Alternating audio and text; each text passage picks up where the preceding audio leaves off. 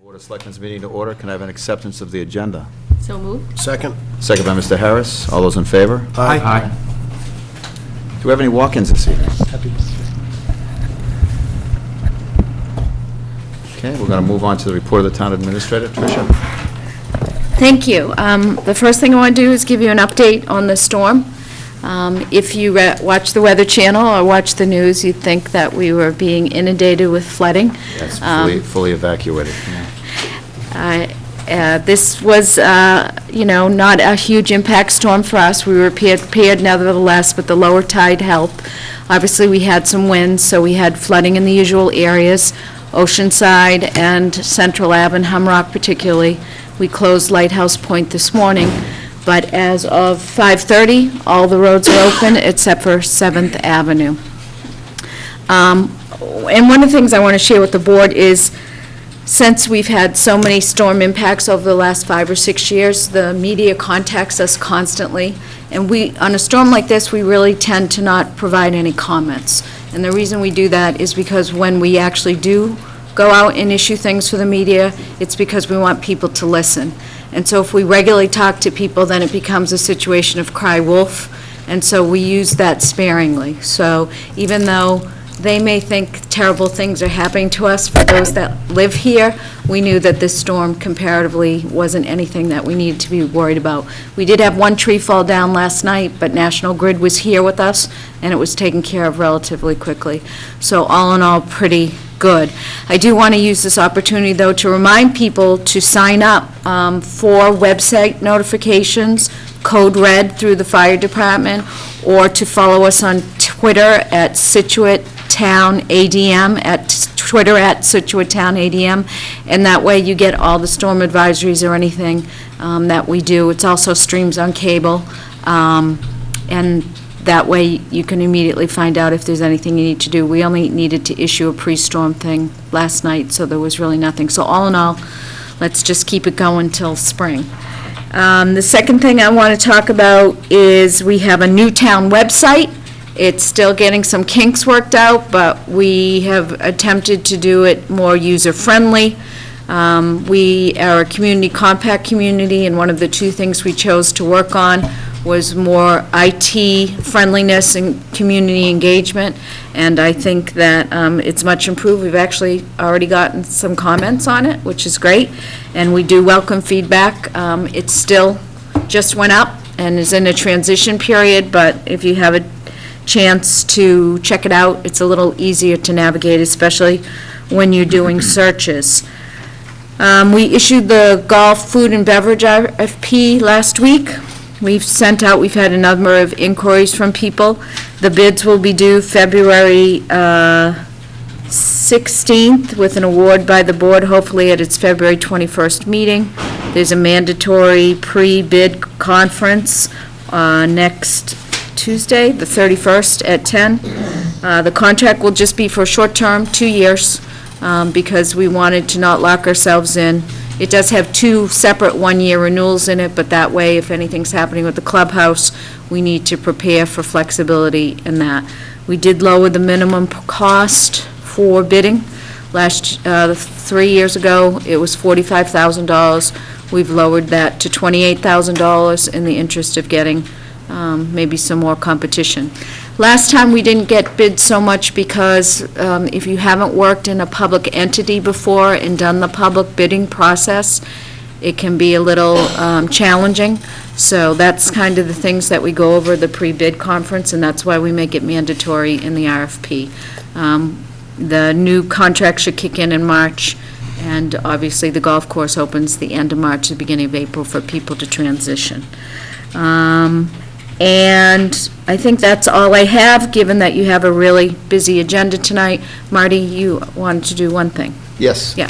Yeah, so the town of Scituate, we were all at the MMA this weekend, and the town of Scituate was awarded the Kenneth D. Pickard Memorial Innovation Award for Community Multimedia Emergency Notification Systems, which means when we run into situations like Tricia was just talking about, which we didn't really have to get into too much today, so we just got an innovation award. It was pretty cool. And I want to thank Tricia, Michelle, and also Nancy Durfee for the application. So just take a look. Congratulations. Very nice. Thank you. Yes. It's awesome. It's great. It's nice to be recognized, so, Absolutely. by other long-term judges, right? For long-term town managers that have served in the state Yeah. for a long while. I looked at the judging panel, so it's nice. Nice compliment. I'm All right, all so, set. moving on, we've got to discuss some contract awards. Al Bangert, our Special Projects Director. How you doing, Al? Fine, thank you very much. Thank you, Mr. Chairman. We have been the recipient of 3 grants, which enable two projects to move forward, projects that have been fairly long-standing projects that we've worked on. Ironically, both of them are for dams. One is to take down a dam, and the other is to raise a dam. So let's talk first about the first project, which is the Hunter's Pond Dam removal and the Bound Brook restoration. And tonight, we're requesting that the Board of Selectmen award a contract for the final engineering, the bidding, and the construction services related to removing this dam on Bound Brook. Hunter's Pond is formed by the dam on Bound Brook along Mordecai Lincoln Road in North Situate, and while the town doesn't own the concrete dam spillway or the pond per se, we basically own all of the earthen berm on which the road is laid, and that's the town's responsibility. In addition, there's a collapsing culvert underneath that berm that really started this whole project. We were going to pave the road, the culvert was collapsing, we decided we need to fix the culvert first. That led to a whole series of events. In addition, there's a pre-1930s cast iron water line that runs underneath the pond, on the floor of the pond, and that needs replacing as part of our water main replacement project that you launched 3 years ago.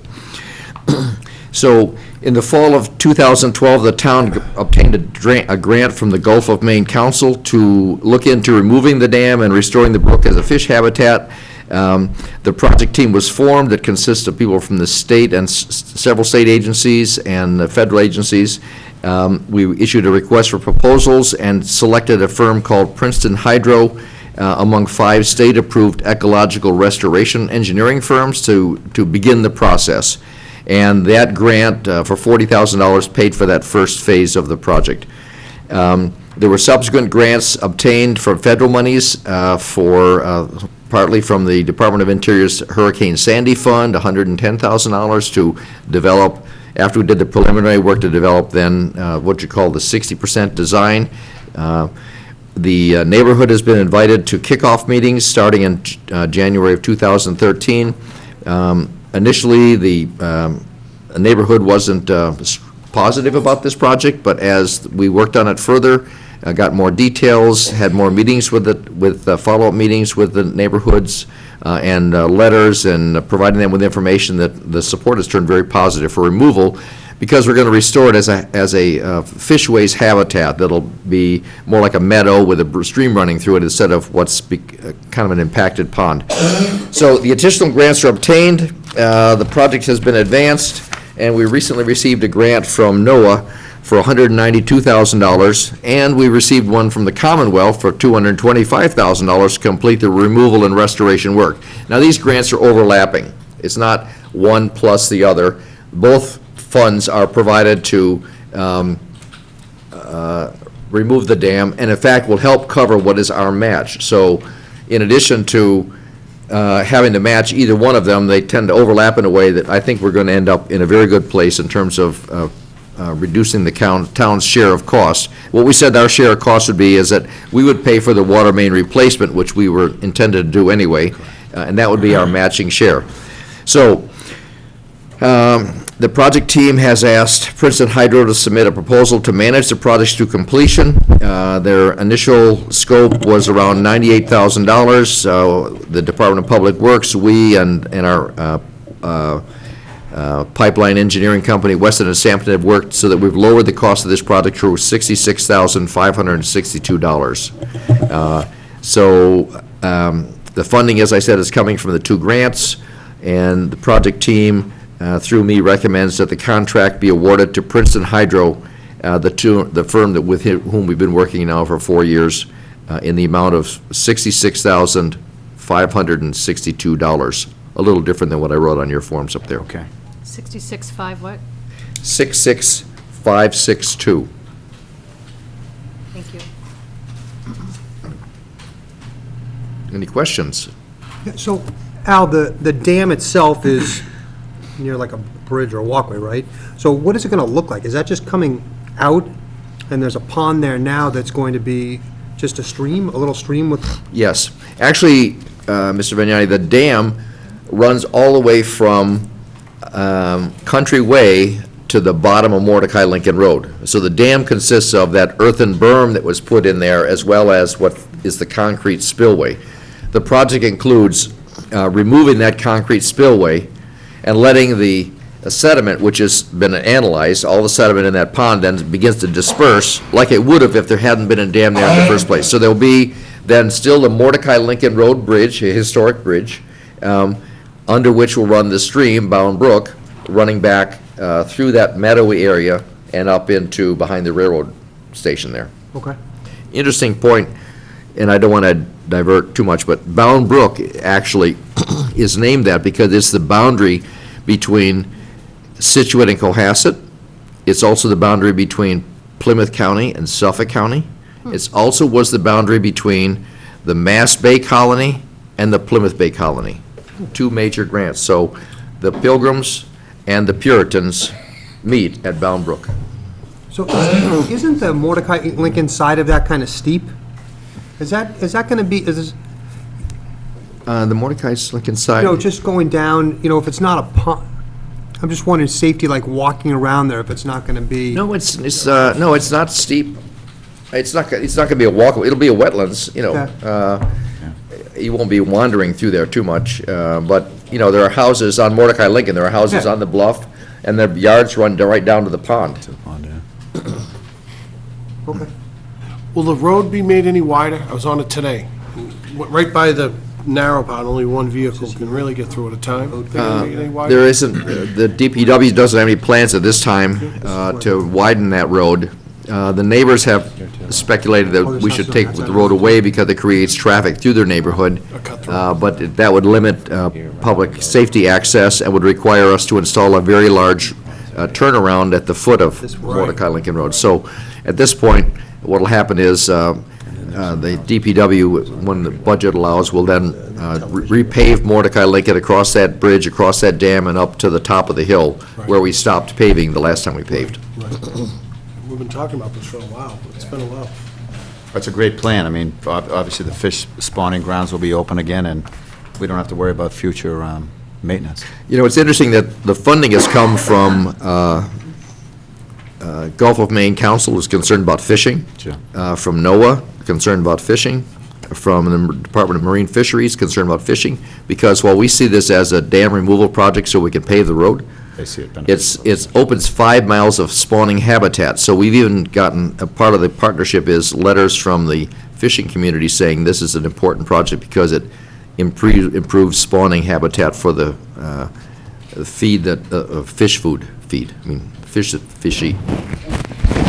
So Al has been working on this project for 4 years. It's his baby. He's done almost 95, 100% of it with grant money, and really convinced some people in that neighborhood who were 100% against it to support it now. So it's really, really commendable. Thanks. Excellent. So do we want to vote on that one first, right now? Move the Board of Selectmen vote to award the contract for bidding and construction services for the removal of the dam at Hunter's Pond and the restoration of Bound Brook, which is contract 17-MIS-2 to Princeton Hydro LLC of Glastonbury, Connecticut, in the amount of $66,562 for the scope of work as specified in the proposal dated January 2017. Second. Second by Mr. Vignani. Further discussion? Seeing none, all those in favor? Aye. Good job, Thank Al. you. Thanks, Al. Thanks, Al. Should we go to the second dam? Please. One second. Oh, Just one question. Sure. Comment, rather. As you have pointed out, the neighbors on Mordecai Lincoln are very concerned about the traffic. Is there any possibility, and we're buying 10 Pencrest Road, sorry, of making Mordecai Lincoln one-way up and over the hill and down to Country Way. And that would preclude, you wouldn't have to put in a cul-de-sac, you wouldn't have to block it off, you wouldn't have to widen the road. And I think some of the neighbors up there would be very pleased if it were one way. Which way would you run the one-way? I'd run it up from Jamie's, over the hill, and down to Country Way. Because coming out of Mordecai Lincoln onto Gannett It's impossible. is impossible with the way things are parked and what have you. It's just a suggestion to think about. Yep. Thank you. Thank you. Not a bad idea. Okay, Al? Okay. Let's shift focus then to the reservoir on Route 3A down in the Greenbush area. The reservoir has a dam on it located off of the subdivision called, Michelle, Scituate Trail? pardon? Scituate Trail? Yeah, Scituate Trail. Sorry, I lost it there for a second. There's a dam back in the woods there that the Water Department owns and services. So this requests that the board consider awarding the contract for the next phase of the project to increase the water storage capacity of the reservoir. In 2012, the Water Department and the Water Resources Committee applied for and received a grant from the Mass DEP to investigate the feasibility of increasing the capacity of the reservoir and improving migratory fish passage. The result of that work was a project to raise the height of the reservoir spillway by 18 inches and thereby increase storage capacity by 28 days' supply of water. Let me introduce Tom Cook, who is the engineer that has worked on that project with us from the, and he now is and you're with Tetra Tech Engineering, Tom. Tetra Tech Engineering, Yeah. yes. And I asked him to come in case there were questions that went way over my head, too. So Tom worked on the project starting in 2012, developed a feasible way of increasing the reservoir height and is therefore its storage capacity. And then we obtained a second grant in 2013. The first grant was for $55,000. The second grant was for $54,000. And that grant was to develop to take the idea and go from preliminary design to develop the preliminary design to accomplish this objective. And we in addition to working with Mr. Cook and Tetra Tech, we worked with the North-South River Watershed Association, who provided some technical resources in terms of groundwater monitoring and that sort of thing in addition. So the town has recently received a third grant from the DEP, $115,000, to complete the 60% design and initiate the permitting process, which is fairly awesome. A lot of agencies are involved in this project. Tetra Tech Instrumental was in assisting the town in applying for this grant and obtaining the grant. And the grant imposes a very challenging timeline because these state grants are ones that they're granted, it takes forever for them to be granted, and then they expire on June 30th of 2017 in this case. So each one has always had about 6 to 7 months of time duration when we can work on it. So this grant has to be completed by June 30th. There will be additional phases to this project because this grant will take us to what's called a 60% design. There will be a third phase, which will complete the environmental impact report and the permitting process. There'll be a sixth phase, which will then finish the design, enable us to cause us to do bidding, and then manage the construction oversight. The expected cost, including construction, when we get to the end, full in, is probably $970,000. The project will advance as grants become available. That's how we're dealing with this project. I attached some additional information about the grant, actually the grant application, if you want more information on that. The funding for this project phase comes from the DEP grant. There is a town match of $39,000, and that was approved at the October 2016 special town meeting. So we have our share ready to go, the state has their share ready to go, and we would like to get started on this. So I recommend awarding the contract for this next phase of the reservoir dam modifications to Tetra Tech Engineering, the firm with him doing business over the past 4 years to increase the storage capacity of the reservoir. So Al, you said the grant, does it have to be completed by June? They won't pay any money after June 30th. Gotcha. So we have to complete this engineering work, have the bills in, Prior to. and processed by June 30th. Yeah, yeah. That's- Yes. yeah. Okay, So it's a use it or lose it kind of grant. all right, thank you. So maybe you can explain to us exactly what you do to increase the size of the reservoir, in layman's terms. Yeah, very simply, there's an overflow spillway on the dam that is just a fixed crest. What we're looking at is putting I'll call it a hinge gate on there that'll allow us to, in the up position, that'll raise the water level 18 inches. As you get storm events, this gate will be lowered down so that we do not have to increase the spillway capacity itself, because in the down position, you'll have the normal spillway capacity. As part of this project, we're also looking at putting in an emergency spillway as part of the dam safety requirements that the engineering department's going through. And so I'm going to work with the engineering department, Dan Smith, to incorporate that emergency spillway into the design. And that essentially just be a low area in the dam embankment that when the water gets up there, the gate's down, the water gets up there, all the flow will be funneled through that. And have erosion protection, so you don't have to worry about the dam. So how high does the water That's what I said. height raise? 18 inches. Right. 18 inches. So it's actually going to go, so it's just going to be higher up on the mudlands and A bigger pond. grasslands Yep. that are around there? It's slightly So all you're going to bigger. do is take the wall that's there, the dam that's there, and make it a little higher? Correct. And that's going to cause everything else Yes. everything else is higher than that? Yep. So the normal pool in the spring, when you're filling it, will be 18 inches higher. And then the whole goal of this is to store water so that there are flows available for habitat downstream in Old Oak and Bucket Pond in the summer, late summer, fall, for the fish migration and for the water demands.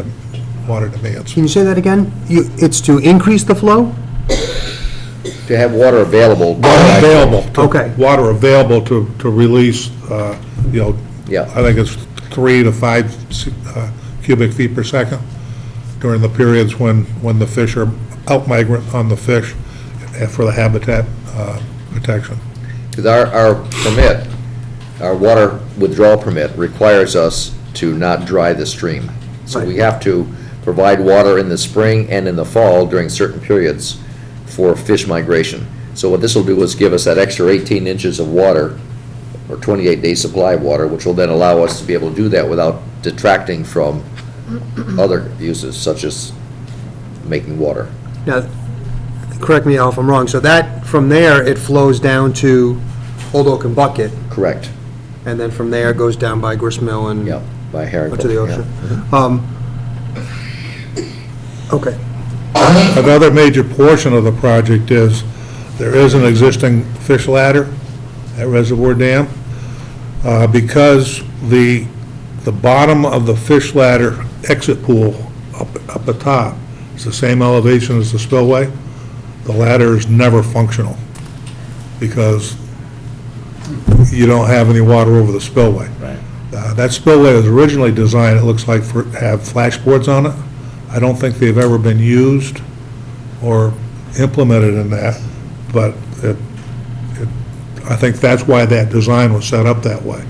So what we have to do is, to improve fish passage, we've got to lower the exit channel on that fishway, and this will allow the herring to actually migrate up from Old Oak and Bucket up into Reservoir Dam for spawning. So it's a twofold project. It's really for fish habitat improvement and water storage. It sounds like a really good idea. People for years have been asking me about dredging the reservoir, and that was always, maybe not such a good idea, for fear we would lose it.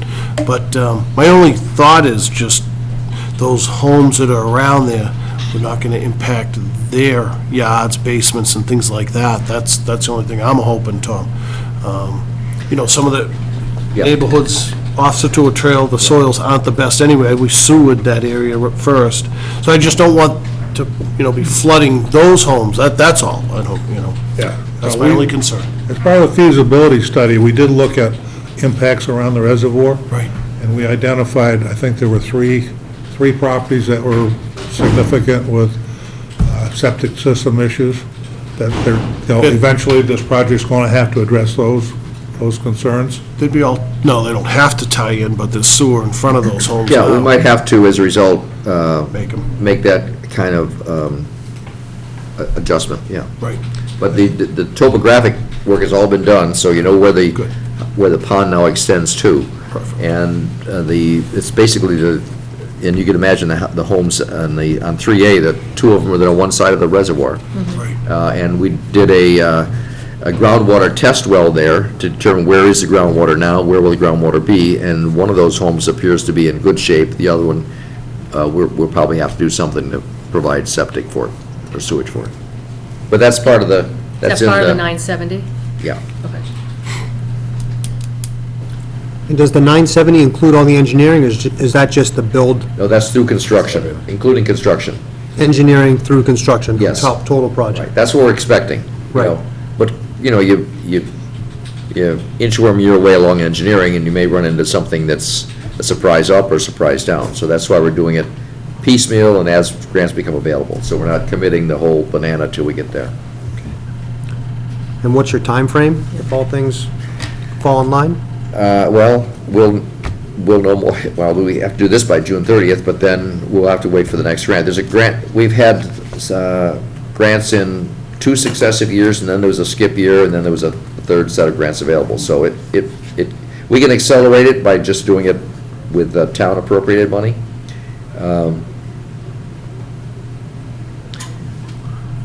I don't think we have money in the capital forecast for this project. No, we have the No. Dolan well in the capital forecast.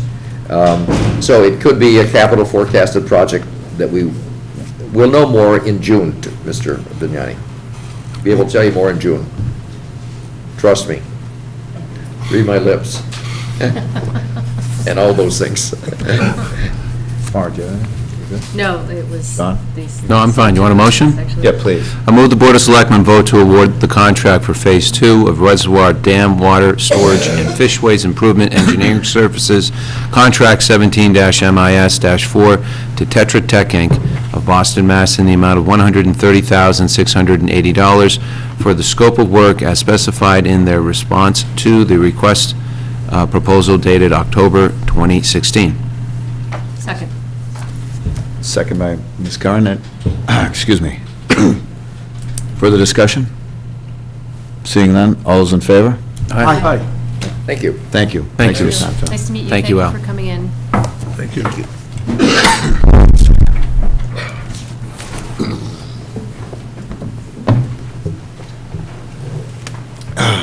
Sorry. So next, we have a discussion and a vote on the bond anticipation note, the ban. Pam, our treasurer collector. How are you, Pam? Good Evening, everyone. Pam, good Hi, evening. Pam. So the town has a short-term borrowing that will mature on February 3rd for $5,720,000, and requests have been made for new authorized unissued borrowings in the amount of $6,298,000. So on January 9th, myself, Tricia, Nancy, and our financial advisors from First Southwest had a conference call with S&P, Standard & Poor's, for a bond rating review update. Again, the town's AA+ rating was affirmed, and the town was assigned SP -1+ short-term rating for this borrowing, citing the town's very strong economy, strong management, strong budgetary performance, and very strong liquidity as positive credit factors.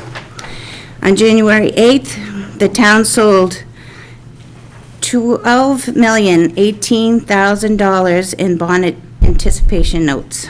The town received 5 bids. The winning bid came from J.P. Morgan Securities at a coupon rate of 2%.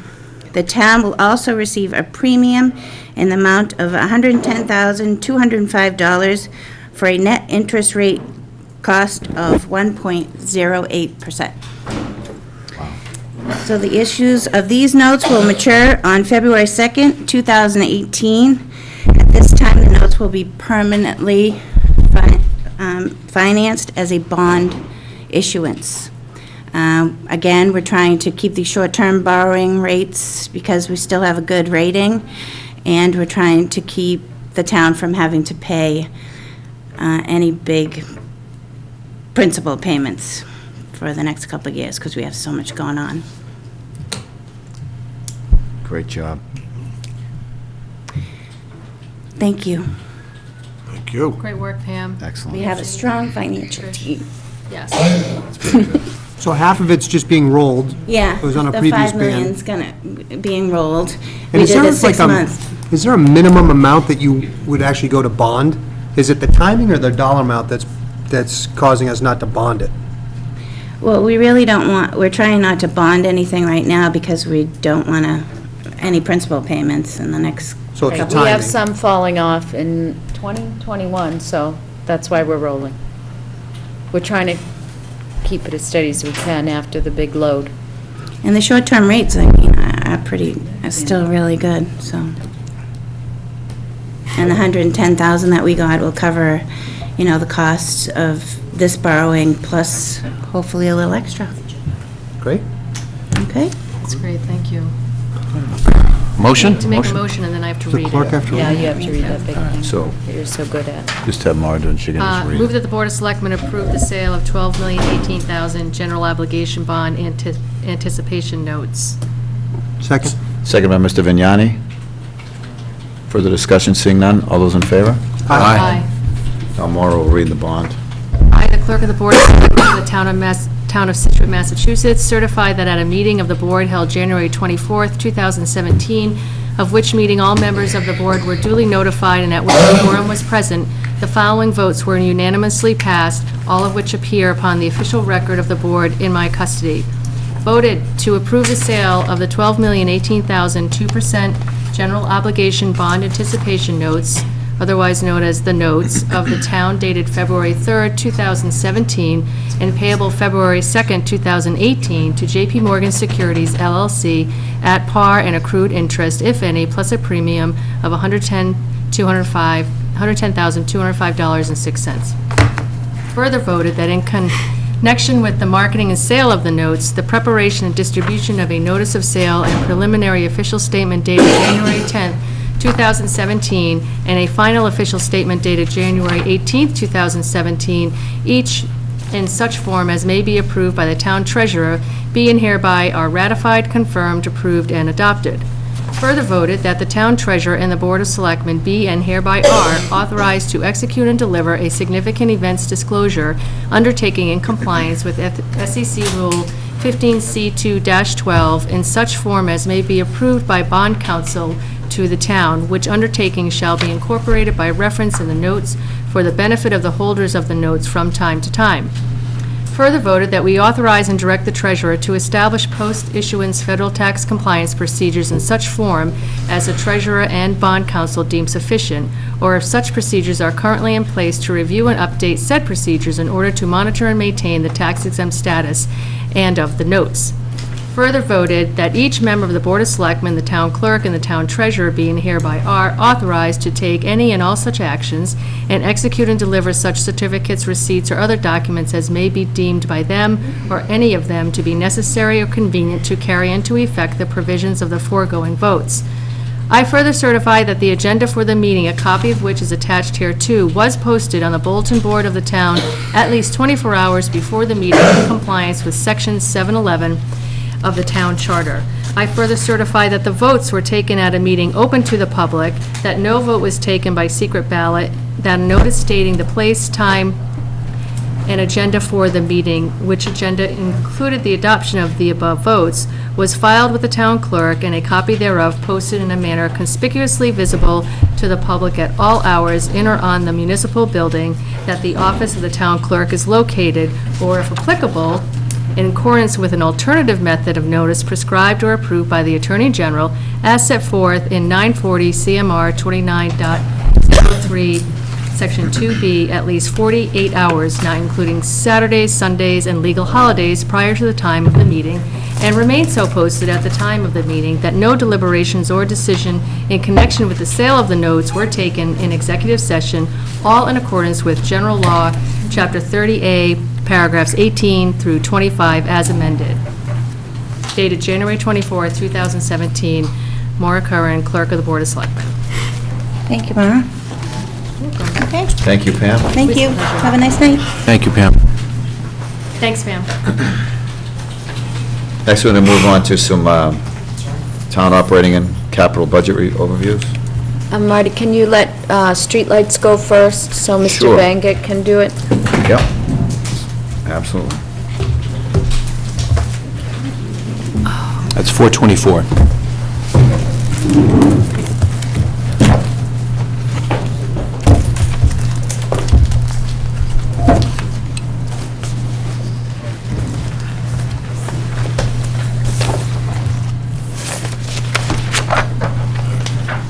Now, so,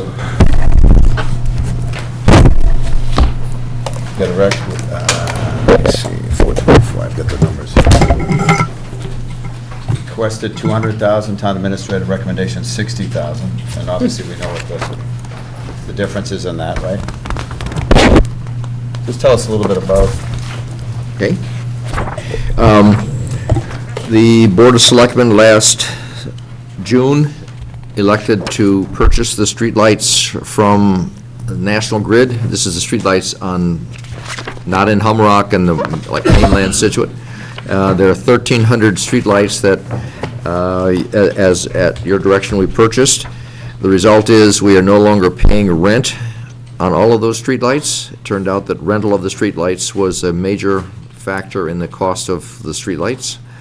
Around 50% of the cost of streetlights was rental.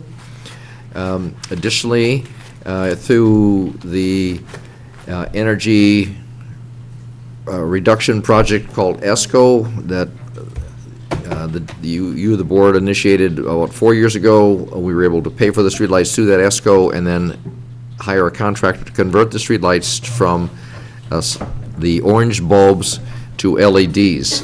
And the LEDs consume significantly less electricity. As a result, we're able to take our cost of running our streetlights in Scituate from $200,000 down to projected $60,000 this coming year, saving $140,000. The conversion is, I would say, 98% complete. We're doing some cleanup on streetlights that were converted where the bulbs blew out. As you understand, probably with electronic equipment, it either lasts a long time, or if it's going to fail, it usually fails right away. And there's a percentage of the street light LEDs that failed within a month or two of being installed. That's still under warranty, so the contractor circles back and replaces those lights. So there are some flickering lights or some out lights. Those are being converted and repaired. But I would say that within a month, we'll be 100% converted to LEDs in the town of Scituate, saving a potload of power. How many towns, Al, how many towns have done this? I mean, it seems like we're one of a few. There's a movement underway. It's kind of a complicated process. It took us about a year to complete the transition, the paperwork with National Grid, and then it's taken about a year to convert. There was a town of Newton was one of their first towns to convert about 5 years ago, and then there's a big lull in conversions. Okay. I would say that we're probably on the first 20% of the towns that have converted. We're probably in that first 20%.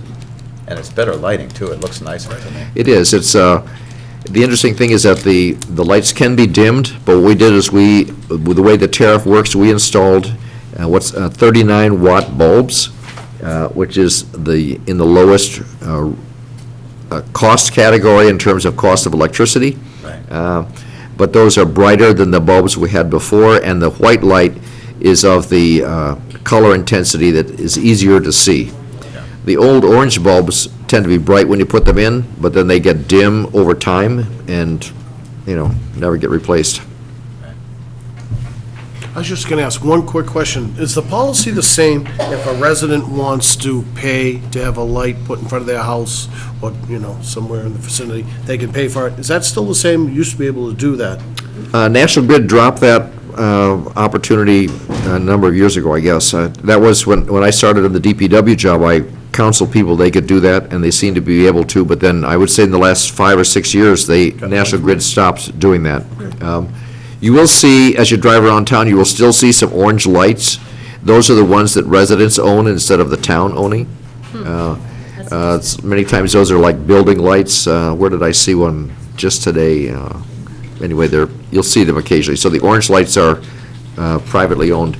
There are still some in situ that we haven't converted yet. I'm kind of flummoxed as to why those haven't been converted, but we know which ones they are because we have an interactive map that shows us where every street light is and which ones are converted, and I'd be glad to share that with you sometime if you'd like it. It'd be a good opportunity for those people that are privately owned to convert. Yes, You know. and save money. The flickering ones, Al, I know like there's one up in Barker Road. Is that something that they go back and double check, or how do they determine to go back and find the defective Is it an orange lights? one? You're saying it's, or it's out or what? It's a new LED, yeah, it's flickering, it's going on. Okay, yeah, on Barker Road. So, all we need to know is Barker Road and the pole number. Okay. And if you can send that to the I will. DPW or to Yeah. me, then we Not a problem. send that on. The contractor who's doing the conversion is on hand for the first year, and then after that, we have a company that has been doing our other traffic light maintenance, Bell Traffic, who is under contract to then be our maintenance contractor. Good. If we could get that to you, there's no chance they could do that tomorrow while they're here, is there? The one on Barker? The one on Barker Road, if we knew the pole number, we could. Are they here? Yeah, Well, they're here all the time. Oh, Yeah, but I mean, they're sure. going to be doing something for us tomorrow. Okay, sure, yeah, I'll drop What by we tonight. will do on the website is have an icon where residents can click or be directed to the form that you fill out, just like they did with the National Grid, Okay. so that they can report a street light that's out or blinking or Oh, that's great. something, okay? And then, that will then go to the DPW, and the DPW will then follow up on it. Good. Thank you. Hey, Al, how much did it cost to buy all the streetlights? The cost to buy the About street lights was ballpark. like $93,000. So it was a one-year, Yeah. and is there money in this 60,000 for the maintenance contract? Is that also? Yes, included? It's in this budget, yes. not any other Mhm. budget? That's a huge savings on electricity, I don't know. Is ESCO covering any of the balance or guaranteeing any of these savings? Yeah, are they guaranteeing the savings? So I was just curious why you requested 200,000, knowing that I understand the savings, but I'm He just curious didn't, why. he didn't. No, It no. was It's just, automatically spit out? yeah, because Gotcha. it's like Okay. not a budget, that's what was appropriated last year. Okay, that's what I was Yeah. curious. Okay. didn't I know actually if did the ESCO was budget, covering. Al knows what it means. Well, I'm personally grateful because there are a lot of additional lights on the dark road, so. Yeah, I think the streets look nicer. I just drove over through Norwell, over to Assinippy, and then up to the Grove Street area. And it's remarkably different in the rainy weather. At night, the white light is so much better than the dimmer, I guess, orange lights. It just, I'm amazed. As an older person, it really is an important thing to have good streetlights. Okay. Thank you, Al. Thank you, you.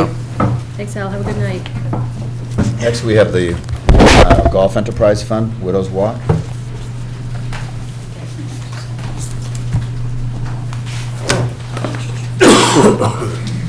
How you doing? Hi. What number is it? Department 61? request. Yep, 61. Bob, how are you? Great, how are you? Good. Thanks, Tricia. Bob, How are you? Yeah. Where was this rain when we needed it real No. bad? Yeah, exactly. It's all coming at once. So the department request was $1,002,579. Town administrator Perfect. recommends $999,304.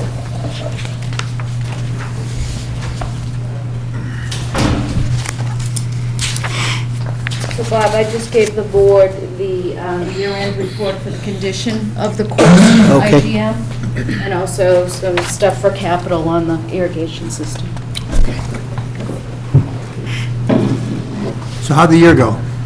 Well, it was an extremely challenging year, as you would expect. We started off gangbusters. Of course, we had our latest close last season, and then we went into the spring. Course was in great condition, and then, as we got into late June, and we were starving for water, then things started to deteriorate, so that certainly it affected the current fiscal year pretty significantly. And last year was, the past fiscal year was one of our best, certainly. Right. So unfortunately, it was extremely good weather that gave us a great season, and then really good weather that gave us a bad season because there was no rain involved. So it's, we seem to survive July fairly well, partially because it was a fairly new, the word hadn't spread and so on, and some people are actually getting a kick out of the fact that they were shooting lower scores because the ball was bouncing and rolling farther, and they were, so that made for some happy golfers for a while, but then aesthetically, of course, things took a downturn, so, as our revenues are way behind, and I'm just, we seem to have gotten a pretty good germination. They had to wait until mid-September to start seeding the fairways and roughs. Our greens stayed good all year, and our tees and greens really weren't impacted because we used all of our water for that. Fairways and roughs seriously impacted, and I know that IGM saved some money on mowing expenses because they weren't running mowers for a good part of the summer. But they did pick up the expense for like $12,000 worth of seed that they put in, and as I say, that the blessing out of this might be that in time you get a lot of undesirable species of grass that creep into your property. Now that a lot of that has died, and they've seeded with the varieties that they want in the fairways and in the roughs, and hopefully if we get a nice catch and it kind of chokes all of that out, then we may have, really, first of all, they put a more drought-resistant species in there. So we may end up with, really great conditions long-term, but it's going to take a little while. From a distance, it looks a whole lot better now, but as, new grass is, sometimes when you get right on top of it, it's fairly thin as far as playing off of it. So we're hoping that, by the end of May, that it's recovered quite well.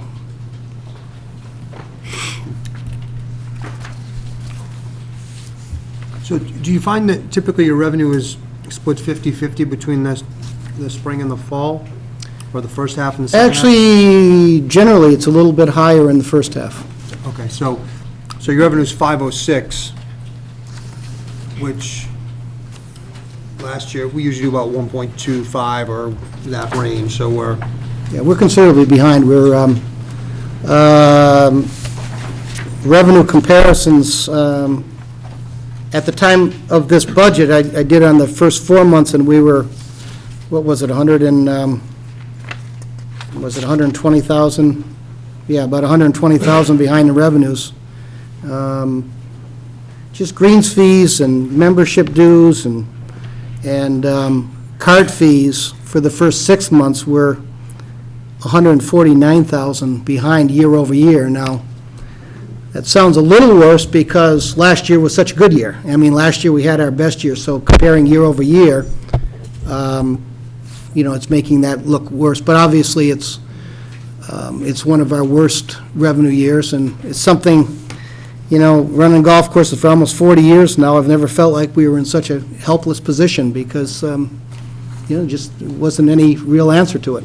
If you don't have water, eventually you're just not going to have grass. You feel pretty comfortable with the projections for FY18?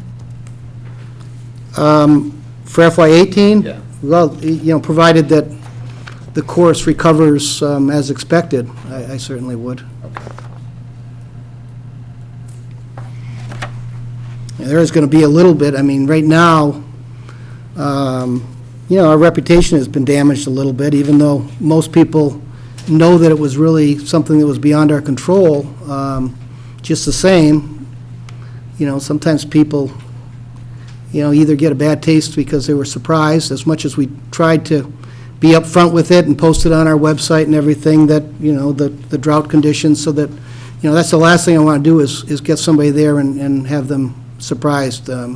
So, we were a little bit more aggressive with some specials to kind of take a little bit of a hit and let people know that we were, we were trying to do something to make up for the conditions that were substandard.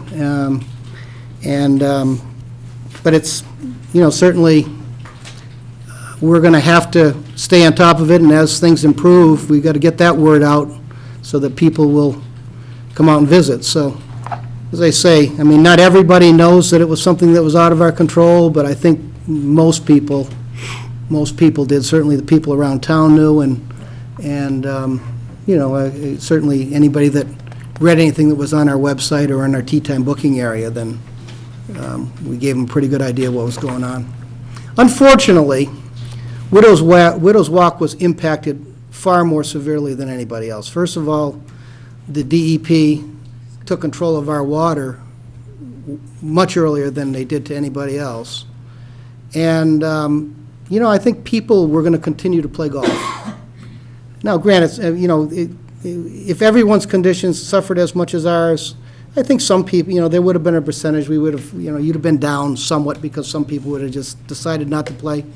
But the majority of people were going to continue to play, and if they could drive 10 or 15 miles to another course that hadn't been impacted as seriously as we were, then that's the way that a lot of them, that was the choice that they made. And, in a lot of ways, I can't really blame them. Right. Well, what are your thoughts for fees?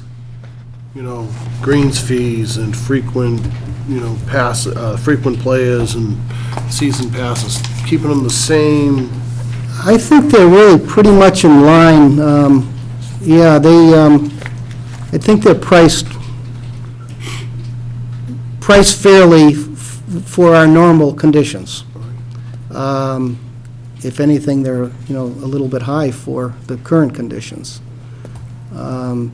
I don't think there's a lot of room for movement there. I think that, frankly, if there was any place that we would consider increasing, it would be in the season passes, which I feel are probably the best bargain of all.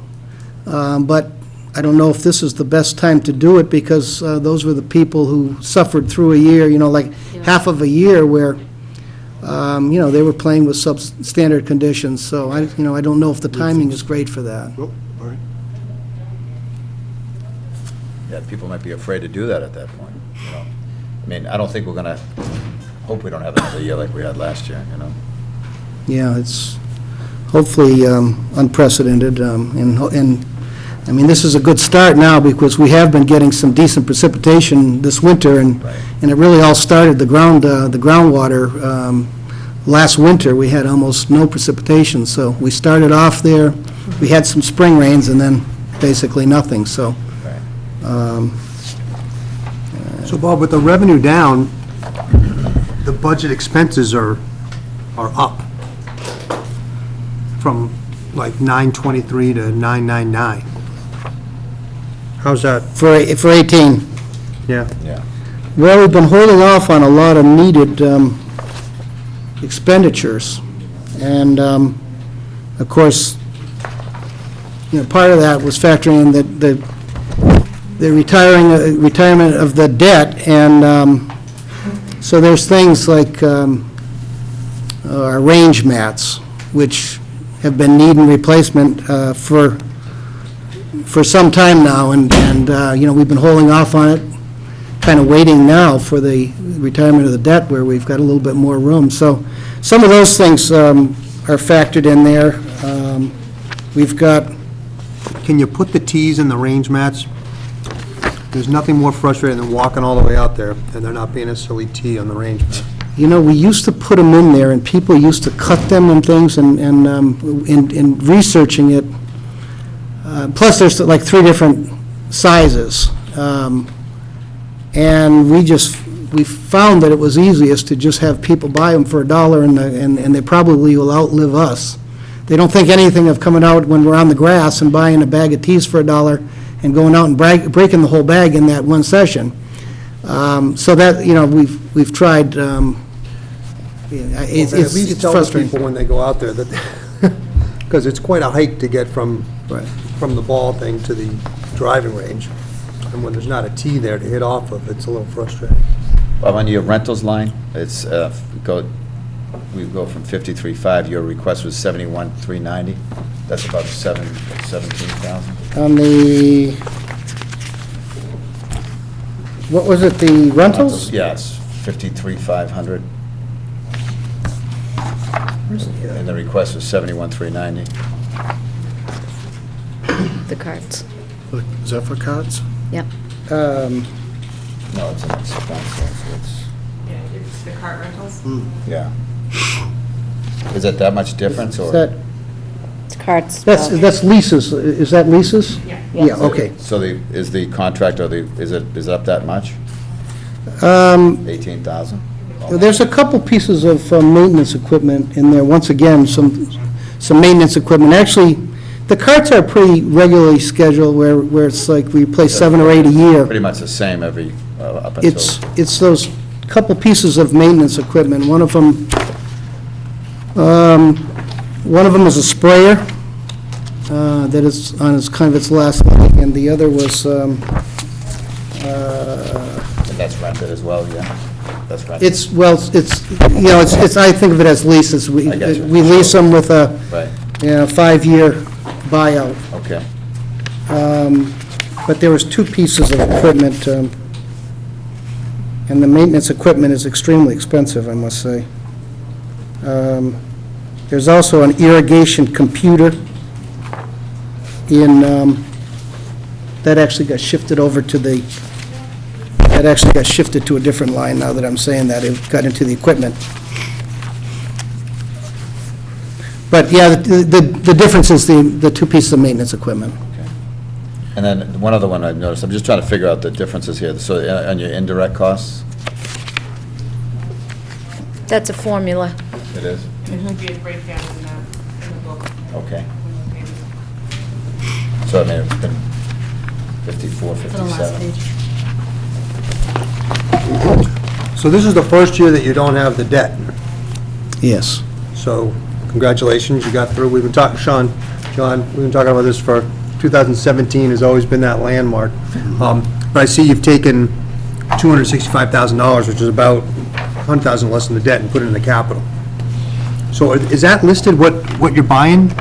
That's primarily the irrigation Is that system. just going to be in the capital? It's in the capital plan, it's $90,000 for the HVAC system replacement.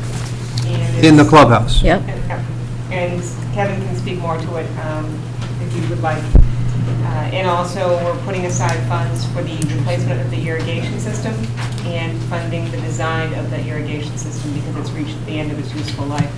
How much have you put it? Design, $25,000 is recommended in Article 18, and then an additional $125,000, I believe, is recommended to be put into a new Widow's Walk capital stabilization fund.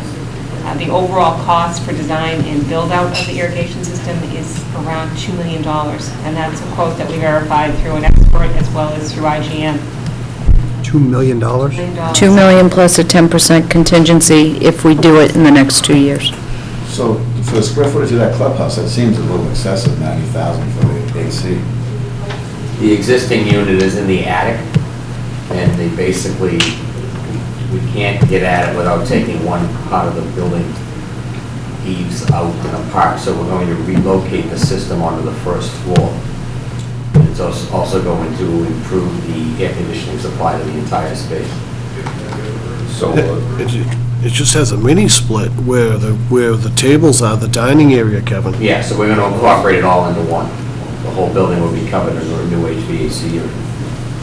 How many square feet is the building? It's not 10,000 square feet, is it?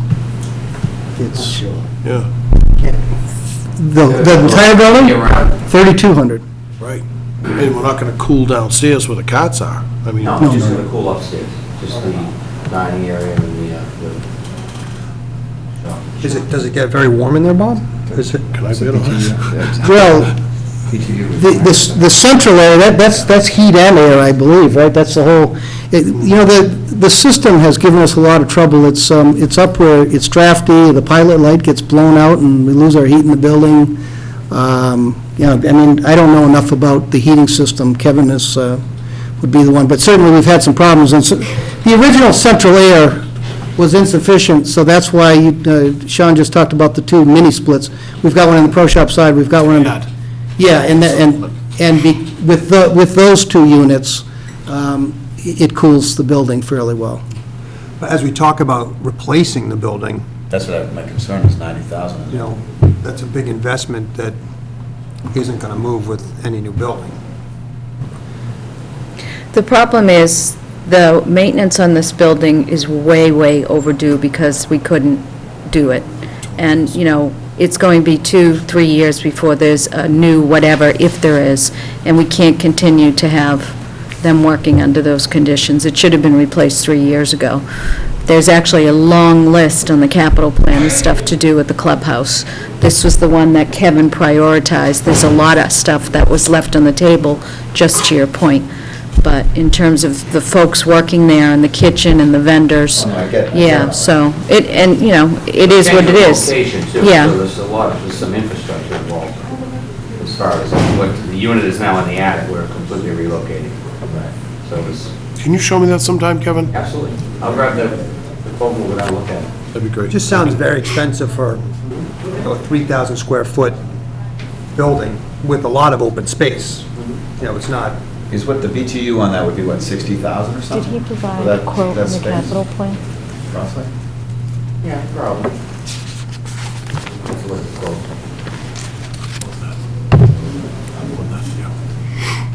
I can't remember the formula. Well, maybe we can look at that a little more and see.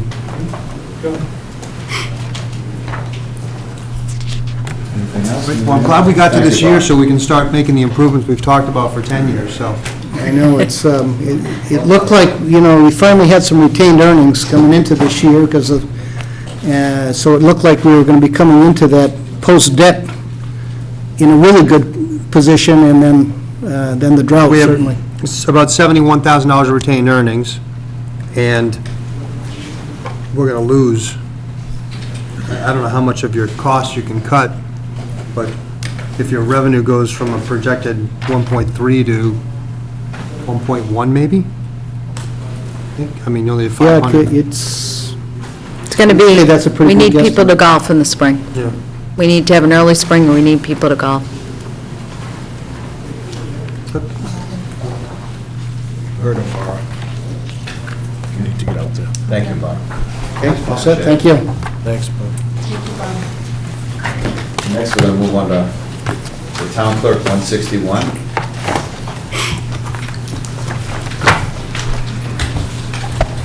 How are you, Kathy? Good evening, how's everybody? Good. Happy New Year to everyone.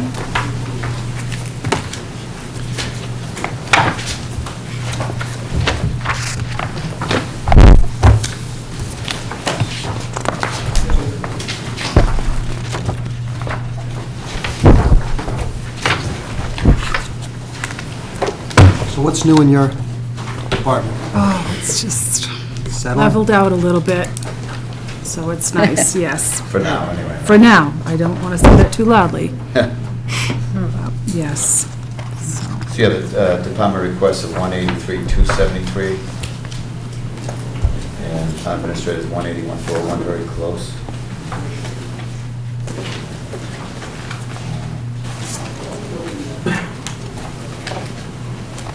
Budget's gone down because of the elections. We're not having as many elections as we had before, so this year... Correct.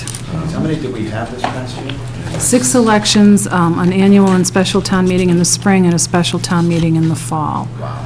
So 6 elections. 6. We had the special primary and the special state. It's crazy when you think about it. Yeah, and I have to say, actually, maybe this is a good time. After the November election, I was so taken aback by people stopping by the office to thank, to pass along their thanks, for me to pass along their thanks, and gratitude for early voting. and how smoothly it went. The election workers did a fantastic job considering the area was tight. They thanked the election staff people came in off the street, and they were doing something else somewhere else in the building, and they'd specifically stop by and say, please thank the election workers. On election day, it did cut down on a lot of traffic, and I was overwhelmed. It's the first time since I've had that much of a public positive reaction to the November election, to a general election, I should say. So it was great, and I did pass that along to the staff, my staff, and the election workers. So it was great. It was nice. It's nice to hear the positive. So can we do that again, or does that have to come from? The early voting? Early voting is for every biennial election, like, for example, in the fall of 18, I believe it's the governor's race, the state election, and then again, on the presidential, not primaries and not town elections. So it's only for state elections and federal. Did you have any of the numbers that I are do. associated with it? Yes, we did over 4,600 early voters. We had a turnout at the general election of, gosh, it was like 86%, 87%. And we had, Kind of like town meeting. we had 12,115 voters, which equates to 82% of turnout for the November election. And 4,600 of those plus, 4,640, which is 31%, turned out for early voting. And we have over 18,000, give or take 600 residents in town. Out of those residents, we have 14,628 voters. That's a lot. So it is a lot. It's growing. It's just, since 2008, I think it's grown by almost 4,000 voters, I believe. Kidding? Wow. So it was a good year. It Do you have really the was, numbers to how many considering. people come to town meeting, by any chance? I did not bring those numbers with We me. have them, though. I have them. We did I have them. every single one Yep. of them, If yes. you had to guess, it's probably around what? 8%. 300 people, 400 people? Yeah, roughly, I mean, 8% would be a really good turnout, wouldn't it? yeah, yeah. It's a shame, but. Any voter fraud? No, the only potential, I had that question before the election, and I just kind of cringed because of all the media hype with the general election. The potential for voter fraud, first of all, our election machines are not online, so there's nothing that can be hacked, okay?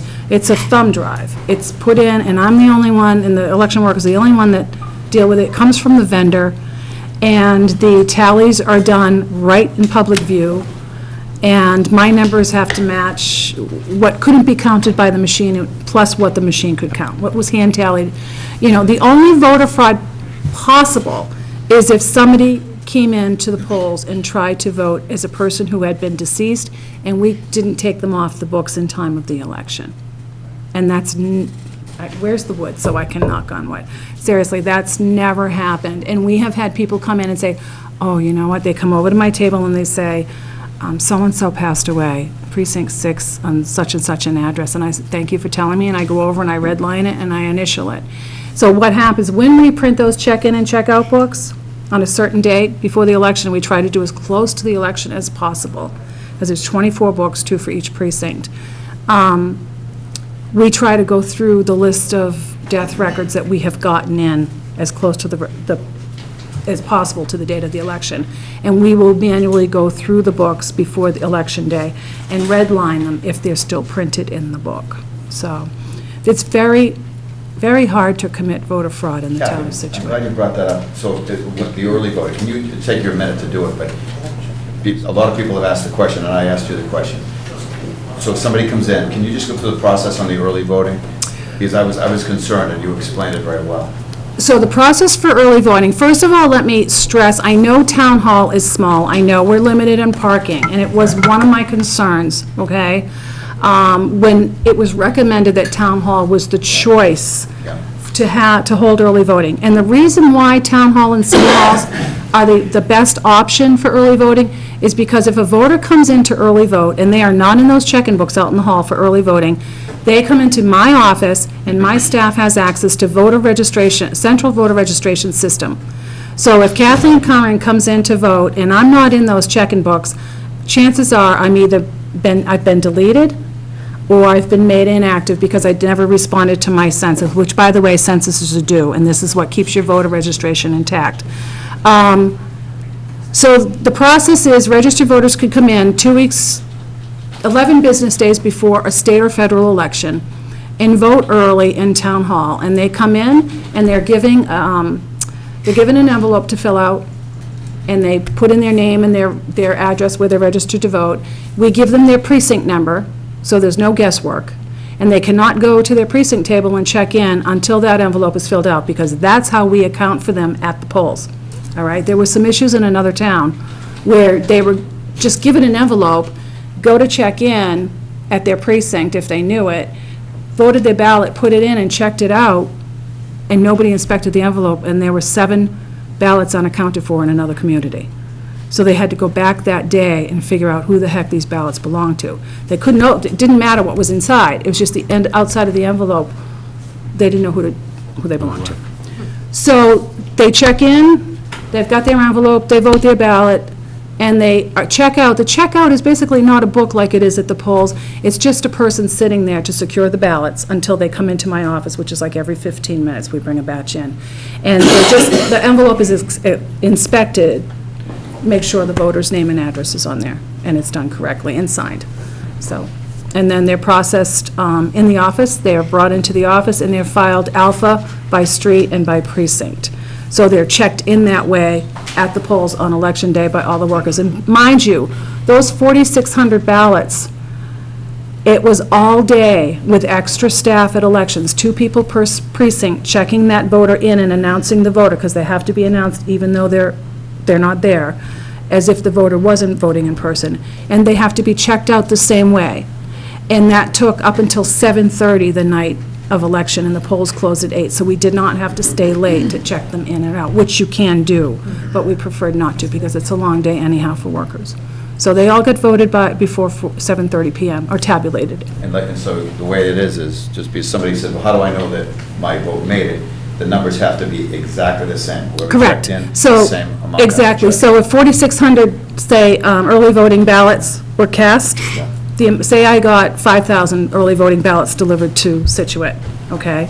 And I had 4,600 were voted through the polls. I have to have 100 unvoted ballots left somewhere. There's checks and balances for all ballots. Keep in mind, we have 3 types of ballots in federal and state elections.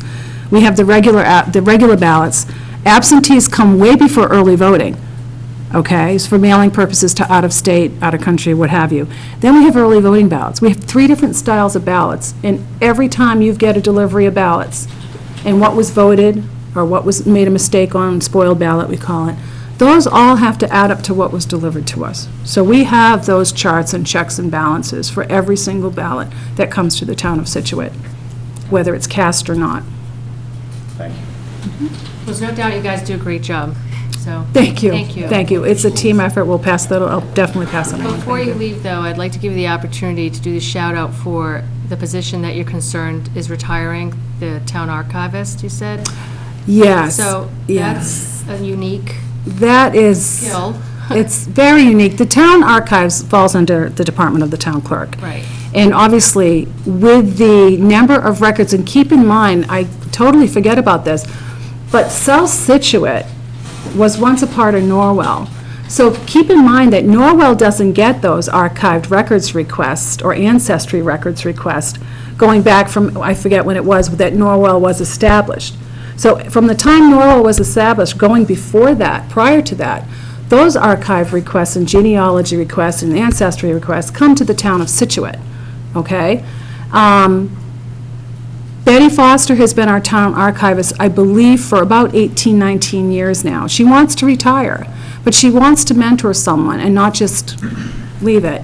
Obviously, my office does not have the capability. I don't even have enough training, I honestly admit this, to do what Betty does. I know that where the templates are to create a document, but as far as me finding a birth record from 1674, okay, Betty, what cabinet is that in? And I would find the record, I know that much, and write it up on this template.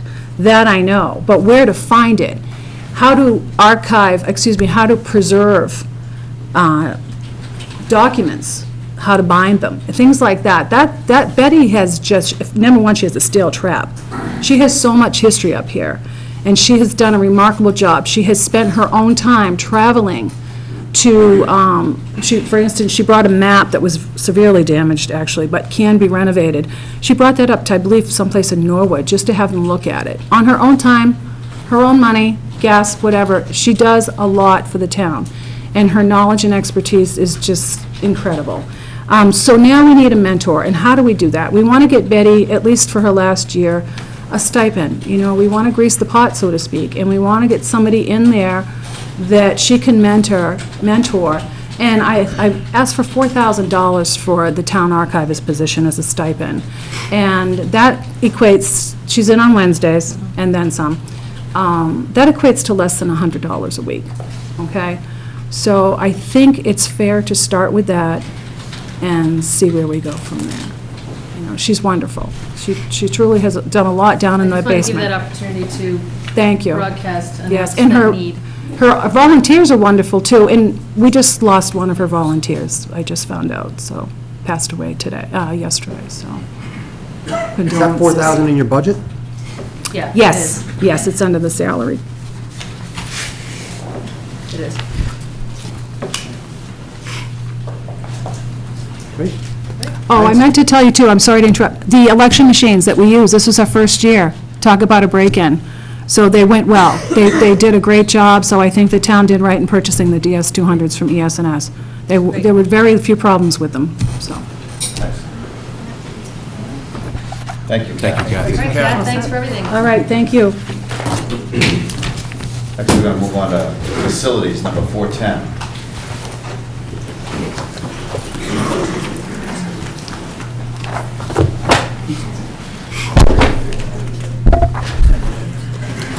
How you doing, Kevin? Great, how are you guys and ladies? Thank you.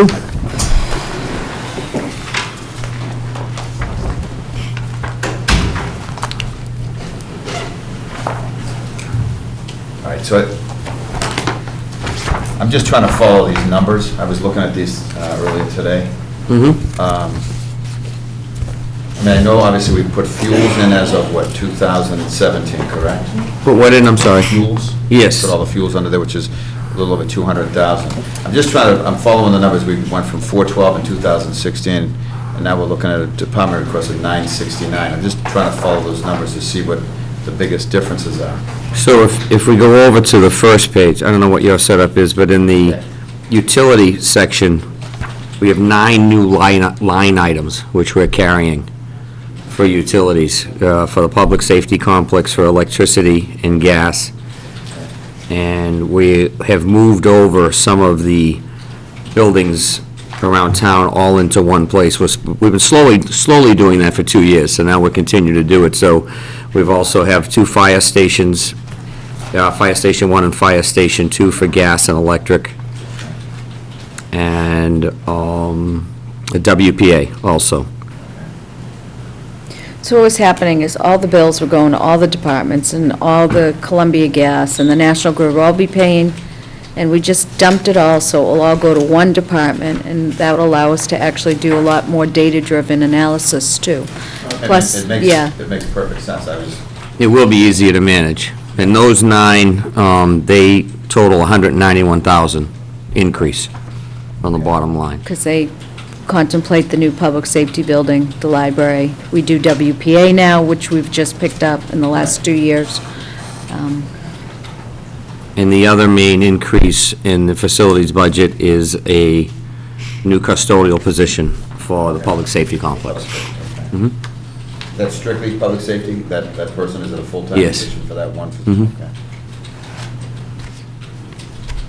That is a .4 position for the library. You got a 1.0 in this budget for the public safety complex. Okay. It's .4 for the library.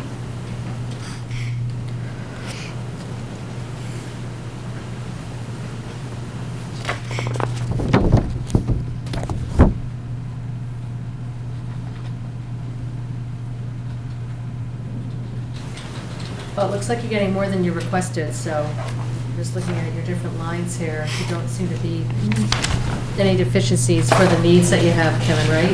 Is that a fair statement? That would be a fair statement. Okay.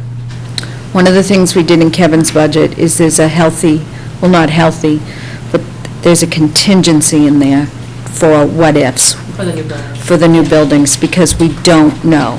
So if the utilities run short or whatever, we have an appropriation there already, and we don't have to go to town meeting. This year for facilities is a big question mark, so we've done the best we can to have a safety net. What line item is your safety net? Is it the capital outlay? What's that 115? Hold on. So the one, Yeah, the public buildings, that's it. That's the safety net. So are there any capital outlay, or is that? Well, some of that's the safety net, shall we say. So the 115 breaks down to, we have $30,000 in there for library conditions, public safety conditions, $30,000 for library, $30,000 for public safety, and $20,000 for an overall 410 contingency. What's And that, what's 410 contingency? So just for the facilities budget contingency, Oh, the budget. for the overall budget, For all town for buildings. all the town buildings. So and then- what are you buying for the library? Hopefully not much. Hopefully we have everything covered with all the pre-planning we did, but we did carry money for unforeseen conditions, things that But- pop up that we may have. Is that repair, or is that buying furniture or something? No, it's money for if we need something after we open that was not covered as in part of the new construction. Right. For such both. as utilities or something like that. Or just something, the budget's gone once we take over the building, so we have to have some line item to do things we didn't contemplate. It can be anything from extra shovels to extra custodial equipment to baskets, waste, it's just, we don't know. So, And we carried the same amount for both public safety and the library. And then we've allotted $15,000 for bathroom renovation at the Scituate Harbor Community Building. Because we're not 100% sure of the potential reuse of that, but we do need to do something with the bathrooms right inside the front door. There's no handicap access there, and they're in really poor condition Where's this, Kevin? At the community building. Library, Yeah. the community building. 30,000 of Jericho it, Road. 30,000 of it too is gates utilities, which we don't fund now. In the, up here? Down at the community building? We had a frozen pipe there last week. Might have looked like a renovation. Jump in. All right, I'm sure that's what it was. Is that based on heating the whole building? Has to be. yeah, right now, Gates is about $157,000 for utilities. Yep. And Kevin looked at what the school sent over for a year's worth of analysis, and based on what he thought would be the minimum required, I guess it's around 40 with gas and electricity. 40 with gas and electricity? That's to heat the whole, keep it going. Is that is that through the whole building, or just? No, as part of the Phase 1 of ESCO, we did do some new controls in there, and we do have to add a couple of more valves, but we did do new building automation and new controls, and we are going to be able to isolate Building A from the rest of it. So we'll be able to run Building A. A is the gym side, yes. So we'll be able to run A occupied at 100% of whatever's needed, and then we'll be able to lower the temperature in B and C. B being the main building, C being the right looking at the building. If it's not occupied. Right.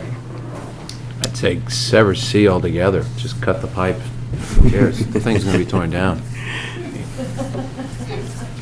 C's not even worth heating. A lot of memories there, John. Huh? I have a lot of memories. Memories in C. Junior high did. We'll have you over for the cutting party. Oh, cut it. Get the hacksaw.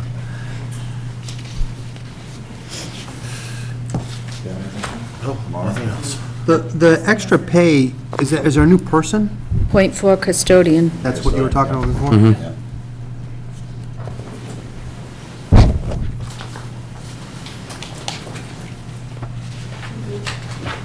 sort of hard to project utilities, though, isn't it? Especially in the library, it's supposed to be so much better, and they said 38% lower and all that. Right, so can be difficult to project, and we used a lot of the experts' numbers as far as the design engineer on what their projections are. So it will be much more efficient as to what the buildings are now, but it will cost more because there's so many more systems.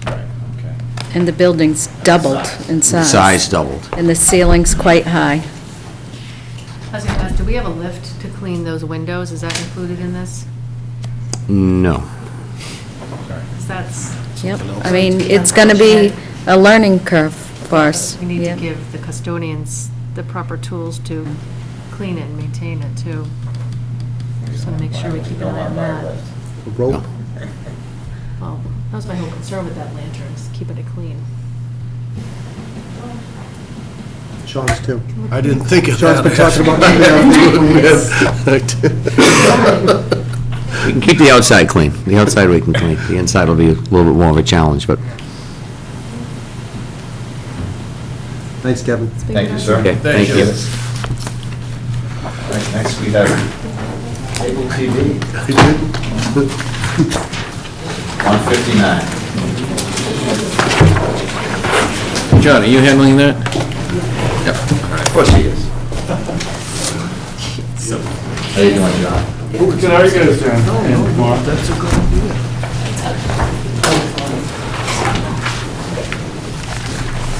John, how do we bring competition into town so that everybody's Comcast bill isn't twice and three times what other places out there have competition? Any recommendations? It's a really good question. They have to have their own initiative to come in. We can't force anybody else to come in.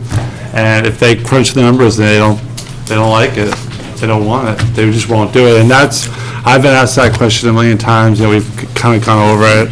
I even talked a little bit with the assessors, like what exactly it physically takes to come into town. And if the numbers aren't good, they just won't do it. I know Verizon had been interested many years ago, but then they sort of walked away from Scituate. So. Yeah, and it would be good for everybody. It would be good for cable TV, it would be good for the citizens. I mean, because that way, if Comcast knew they had competition, not only do they have to also fund cable under the current law, but they have to, the quality issues and all this other stuff that we're dealing with all the time would be much more of like a, I think the response time would go way up, and they would have to compete with each other in terms of quality of image, quality of broadcast, response, and all. Literally, I mean, if you look at communities that have competition, like some have Time Warner against them. Marshfield. It's 200% difference. Yeah, some people have 3, 4 providers, So John, on your budget, it looks like you were looking for $51,000 for equipment. What were you looking for, Tony? $21,000 more than the year before? Well, there's a whole bunch of stuff that, so what's happening now is the contract, our contract for Comcast is going into negotiations. So what's happening is, we're looking into the future, so that's a 10-year contract that we're talking about. And part of what's happening, and like the current system is analog. So I don't know any other town that's currently on analog. Analog is 80s technology. It's the problems that it's almost unbelievable. And digital would just be a better image. It would provide a lot more quality, and also the menu and all these other things would come into play. So we've been talking with Comcast about upgrading the hub. Essentially, that's what has to happen. All the stuff we record and all the performance events and meetings are still going to be the same. It's just they're going to go into this new equipment that basically has to be upgraded on our end, and then they're going to have to do whatever they do on their end to make up for this upgrade. But it's really exciting. I mean, it's basically like we're going from 20th to 21st century technology, basically. Finally. And it really isn't that much, and I think that we probably will be reimbursed by Comcast because of the way the nature of the contract. The contract is complicated because it's for the whole town, and community TV is just a part of it. as you all know, but for our part, we're really serious about it. Al and I have met with Comcast and Tricia and lots of, meetings already about what this entails, and if, hopefully we'll be able to go live from the public safety building and the new library, and they're supposed to provide these origination points that they never really did. So it's all good. Like, going forward, it's going to be a great upgrade. The hub is going to be much easier to maintain. There'll be 1/1000th of the amount of problems that there are right now in terms of repairs and tickets. And, basically the signal goes from here along the poles, and then it's amped on these amps along the poles to the head end. And if anything goes out, or the weather's bad or whatever, you see that ghosting and the flickering, and it's just, every time that happens, I call in a repair. So I've called in at least a dozen this year, between September of 16 and now. That's been a constant thing for me. Anytime the image blacks out, it's basically, the onus is on me to see that it's out, and then call them, and call the repair in, and get techs down here, and, the last thing they want to do is check poles all the way to the, it's a fight with them every time, so. So what piece of equipment are we buying that's doing that? Is that the Nexus component? Or? That's right. So basically, what has to happen is, right now, it's a little bit, let's see if I can make this really quick. So, right now, the equipment that basically houses all the video files, and the software that I use to kind of program out those files for all 3 Comcast channels, 24 hours a day, 7 days a week, they're all, one of the Nexus pieces is actually, was here when I got here. That's how old it is. It was literally in place way before I was here. So, and then there's another one, and so what we're going to do is consolidate all of those into one, like, kind of Ultra Nexus, essentially. I think it's exactly what it's called. And so Where is it? Is it at the high school? Yeah, it will be at the high school. And so, in fact, it will be probably right where I am, because that would be the best place. This is the IT room that Rich Long is in, that is kind of an alternative space for equipment and other things. But in terms of, like, command center, it will probably be where the studio is currently. And there's costs that have to go with that. Streamlining all 3 signals, putting them into this machine. The exact specifications of the upgrade are a little bit complicated. We're going from basically the RF cable, like an old school RF cable, to a digital fiber. And those fiber lines, hopefully, will be able to ride out of the school, but it's not clear, and there's a lot going with that, but it's all, it's a great upgrade. It's a great thing for cable. It's something that will hopefully won't have to happen again for another however long, hopefully 40 years or something. Whatever it takes until we get to the next technology, so. So Nancy, how do we take the cable money, refresh my memory on how we fund this budget through the cable money that we get for the $1.86 that they charge everybody in town? Okay, so at the last annual town meeting, we accepted a local option statute to make a PEG access revolving fund. It's a new statute, it's chapter 44, section 53F and 3/4. And we're required by the Department of Revenue to actually put the PEG access money into some type of a legal revolving fund, or it all closes out to the general fund. So we did that. In order to use those funds, town meeting has to appropriate the money out of the PEG access fund. So when we do, this is part of our general budget article, you'll see that there's, in the motion, X amount of dollars from the PEG access fund. Same thing if there's any type of a separate special or annual town meeting article for a project, it would be a separate amount from the PEG access fund. Do you know how much money we have in that now? Approximately $900,000. Just $900,000? Approximately. It's a lot of money. Yeah. So when the contract expires, which we're negotiating now, Comcast is not going to give us any more funds. So eventually, we will 100% fund John in the studio. The new contract's not going to have any funding? Comcast is not funding that stuff anymore. The days of Comcast funding studios and staff, or whatever, are gone. So eventually, that money is going to decrease in terms of the amount of revenue going into it. But they're still going to give the town, are they just dedicating what the money can be spent on? That is all part of the contract renewal. We'll keep you posted Yeah. on that, all those That's details. what's happening now during We're hammering ascertainment. them out now. Right, well, I did the first one. So Yeah. Yeah. Bill Augustine, is he the guy? August, No, yeah. we changed councils. Well, yeah, this is a new guy who came in, and he's really good. Yeah. So, but does Comcast still pay the municipalities money from the billing that they charge the, So that's part of the contract. They still have to pay a community fee, Right. but what it is and what it's for is going to have much more strings attached to it. And that won't go for supporting the studio. So like your contract says, X amount, whatever, will go to the studio and whatever, and that's what's paying for John, 100%. But that money is eventually going to not be able to be used for that. So we have to be mindful of what's in there now. looks like you got about 7 years left. Yeah. All right.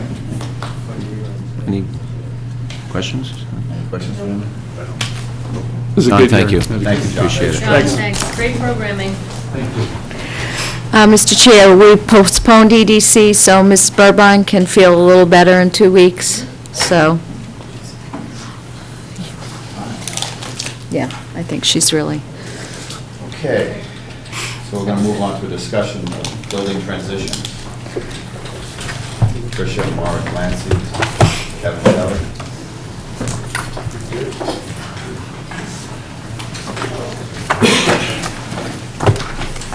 How are you?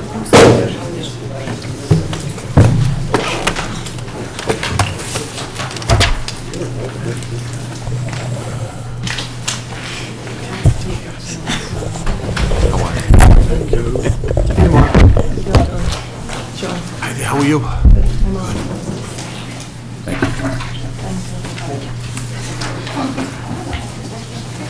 So I want to sort of set this up for the board. There's two things to discuss under this line item tonight. As we've talked about every board meeting for the last 2.5 years, the public safety building reaches substantial completion February 21st, less than a month, and the library March 12th. The library has been using the Scituate Harbor Community Building for that amount of time, and also leasing space from St. Luke's Church, as well as the Recreation Department uses programming at St. Luke's. In the same vein, the high school, the new middle school will have substantial completion in July, and they will vacate that building before the start of school in September. And the school committee will vote to declare that surplus property, and it will become the town's responsibility.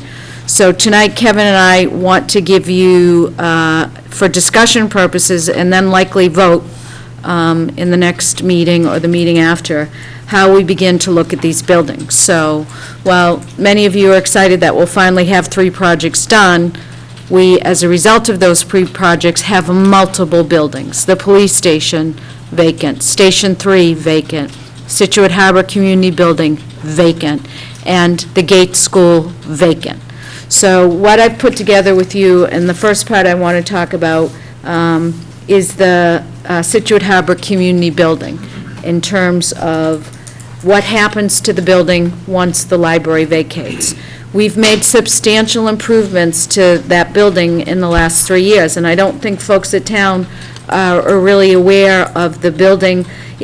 Clearly, if they're avid library patrons, they're aware of what we've been able to do there. What you have in the first handout that I gave you is an itemized listing that Nancy prepared of the improvements that we've put into that building. And as you all know, there's a new roof going on as soon as the spring comes. So it has offices, it has meeting space, space used there for the finance coordinator and the social services manager. It's nice space, it's usable space, and I think it lends itself to some uses for one department in particular that's pretty tight for space. They could use it supplementally in addition to the space they have right now. The second piece, huh? What department are you? I think for the Council on Aging, it would solve a lot of their challenges now while we explore the feasibility for their new alternative site. Still keeping the current Council on Aging open, but allowing them to use that. I'm going to go through all these together because it's really hard when we do this big chess game to bifurcate each of the departments or the needs of the buildings, so I just want to work through. Question about the numbers on this? Yep. Before we go further. So does this include mitigation money that was spent as well as the money we get to put the library in there? Does that include? Yes, it does. everything? Yes, it does. And the library grant money for the offset, yep, yep. How about insurance claims? We Is fixed the insurance roof in here? 3 times. Yeah. There was money from a roof repair in 2013, which might have been our portion, that came out of the mitigation. Yeah. We also there's several roof repairs in there, and this is the part that came out of the library grant as well as the mitigation fund. I didn't look for any insurance proceeds from prior years, but I certainly can and add that. So that would be in there. So there's 3 roof repairs on this list, so she captured those. But that's what we physically paid for, right? Right. So the next sheet is what it costs just to operate these buildings right now. Just so, can I just interrupt, Tricia? Just to let people know, the amount of money that we have that we're looking at that's been put into the community building is $298,255, so people understand what we put into So that they it. know what we're talking about. Thank you. Sorry, thanks. And as it's noted in the asterisks, from the MBTA mitigation and the library grant, in addition to some costs. What here Nancy put together at my request is what it's pretty much costing just to have these buildings open right now. Gates, Council on Aging, Scituate Harbor Community Building. The Gates intermediate cost all in is current. So that's giving you, again, we have to take all these little components and just sort of see where they are out in the galaxy right now in terms of next steps. So these are things funded in the budget. Obviously, you're funding 85 Brook Street now and in the FY18 budget and the Scituate Harbor Community Building, and that's what it's cost to operating that. Now, here's where the challenges come in on the third sheet. Particularly, we're going to, there is something in the capital plan to demolish the police station. Maya worked very closely with us in estimating the cost of the new buildings for insurance that we talked about at your last Selectmen's meeting. We've been talking a lot about trying to insure a vacant building. Maya, our insurance company, will not write insurance on a vacant building, period. They will go out to the market for us and try to place it, and there's not a lot of takers, especially in vacant school buildings, but they have estimated here, as you can see, that the police station building value is 1.2 million, and the estimate to use that as a vacant building is $7,500, to put a premium on that. The middle school, however, is a flat limit of $5 million that they use as a general underwriting figure, and it would be $30,000 plus a year to insure that as a vacant building. Now, what's happening here, though, is that a vacant building can even be inhabited and still be considered vacant. 33% of that building, any vacant building, would need to be in use, or it would still be considered vacant. So, so that's why, sort of where I sit, it's important, and why we funded in the capital plan to take the police station offline for all the reasons we needed to build a new one. But look at Gates in terms of keeping the gymnasium open, which I believe is around 16-17% of the 90,000 square feet over there. I believe strongly that, we haven't abdicated buildings to build new ones, to put other people in already buildings that are in need of massive repair for a variety of reasons. However, during the budget review process, Mark Glancy, the recreation director, suggested to me that the Gates School would make some potentially ideal space for use by the recreation department. So Kevin worked really hard with Bob Dillon and some Bob Vogel. We looked at that space, walked with it with Maura, and they have come up with a plan to possibly have rec move, instead of back to the middle school, for which there is space for them, to an area that can provide a lot of opportunities to them, proximity to the gym, but also some classrooms and stuff that will allow them to have programming, and also solves our problem as far as having the vacancy inhabited. So Kevin has worked really hard. This is not final. It's a work in progress of what it would cost, working with Maura and Nick, to retrofit gates to accommodate some of those needs. And since we don't have an appropriation for this, we're working with the school department. I've had a conversation with Superintendent McCarthy. But these are the two things that we have on your plate right now that I've included in your handout. An email from Maura that she has spoken with the Rec Commission about it, and that they are aware of the concern.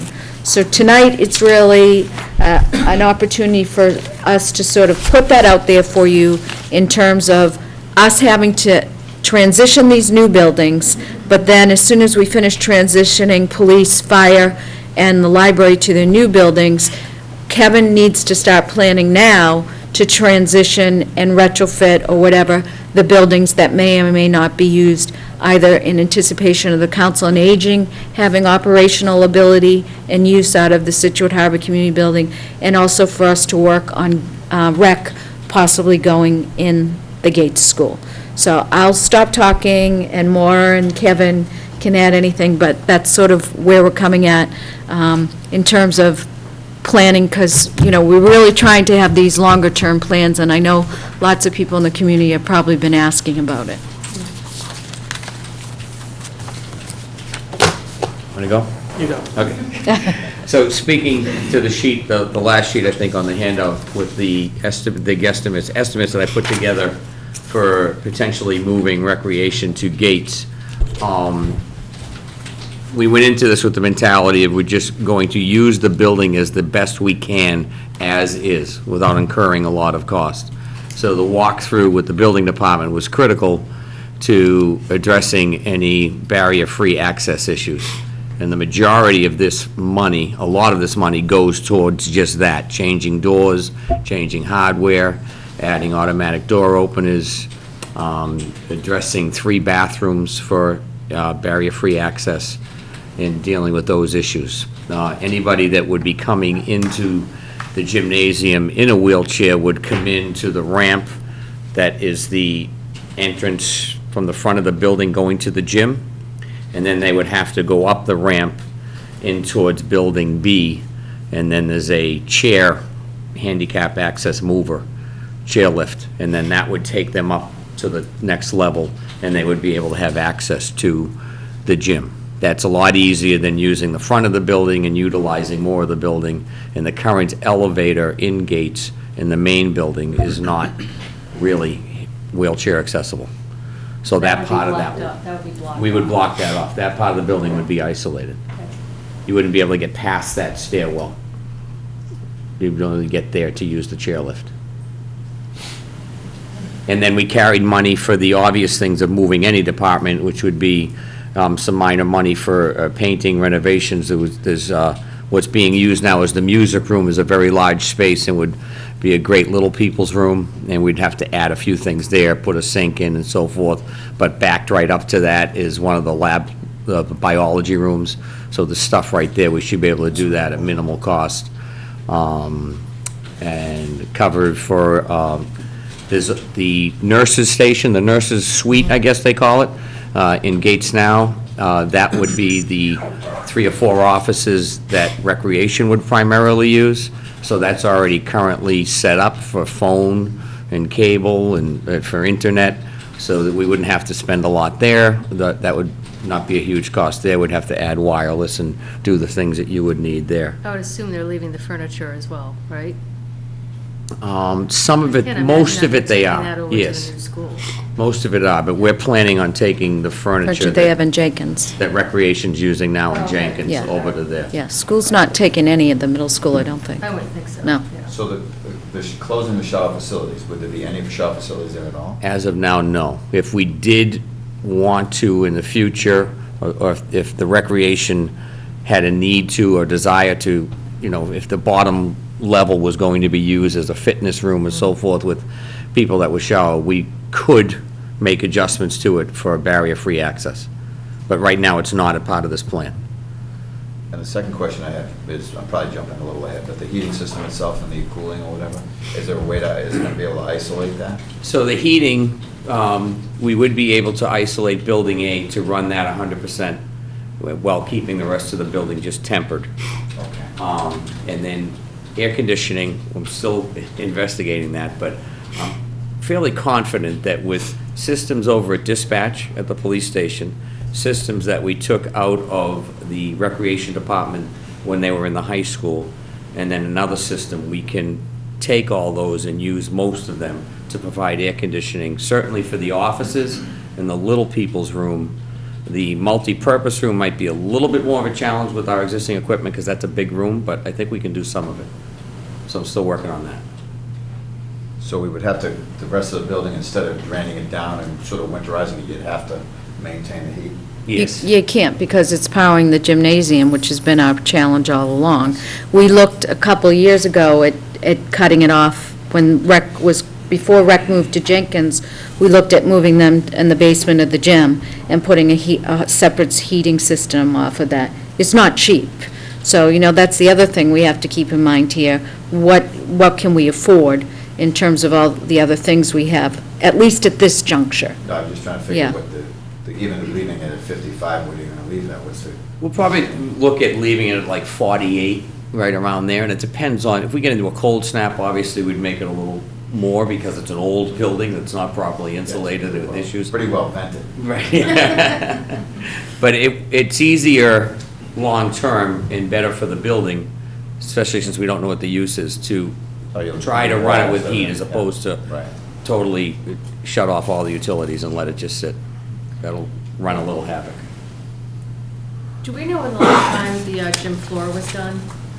Is that in good condition for a number of years? I mean, I've always been told it's a great gymnasium floor. Do we know the last time? It was done about 6 years ago. But Yeah. One of the things, Yeah. one of the things that has to be One done. Thanksgiving, they shut it down here. 4, is it 4?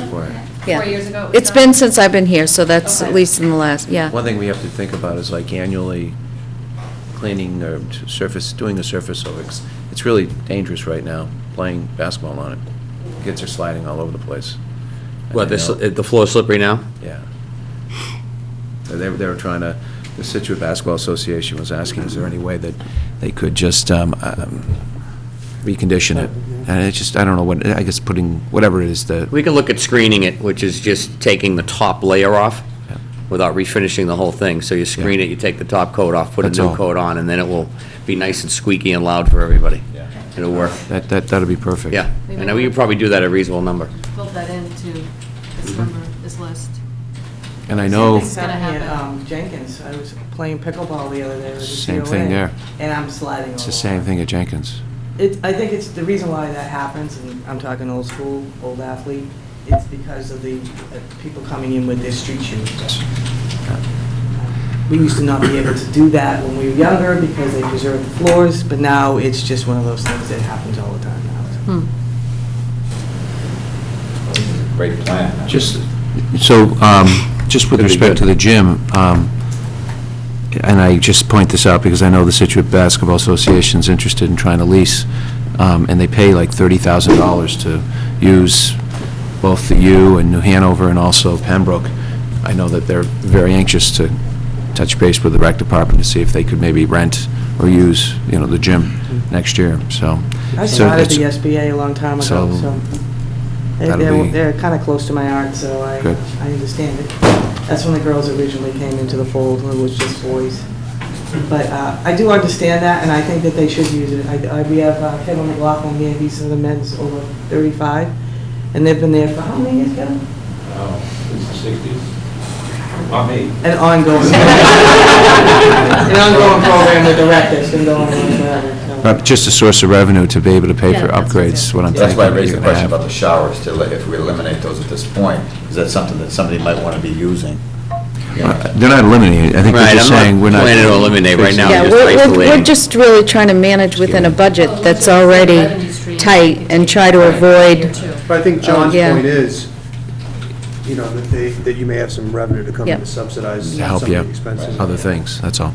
Addressing the barrier-free access issues in the showers would That's put this the- budget a little yeah. over the top right now. So future use and future revenue stream could help towards that, then it certainly can be done, because they're both great spaces. Yeah, I So- don't think the girls has ever been used.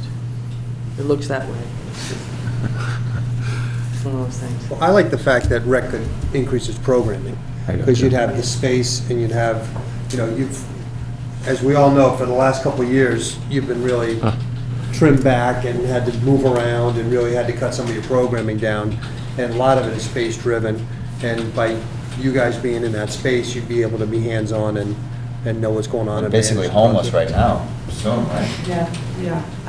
Going back to the high school and the but junior but they're high. not homeless. Yes. There's new space being crafted for them at the middle school in lieu of this plan. And if they go to Gates, then school administration will move into that space.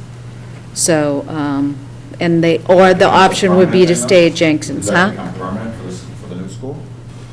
Again, it depends on the board's pleasure relative to this tonight, Well, because, This is a yeah, great plan, yeah. but who knows what's going to happen 18 months to, whatever. And that now we lose the spot at the new school, middle school, for the recreation. That's something I'm concerned about. They're not going to hold it in reserve. It will be used for another Like you do purpose. every time, Yeah. like we did Make another just 2 plan. years ago, you figured Make out another what you're plan, going to do. yeah.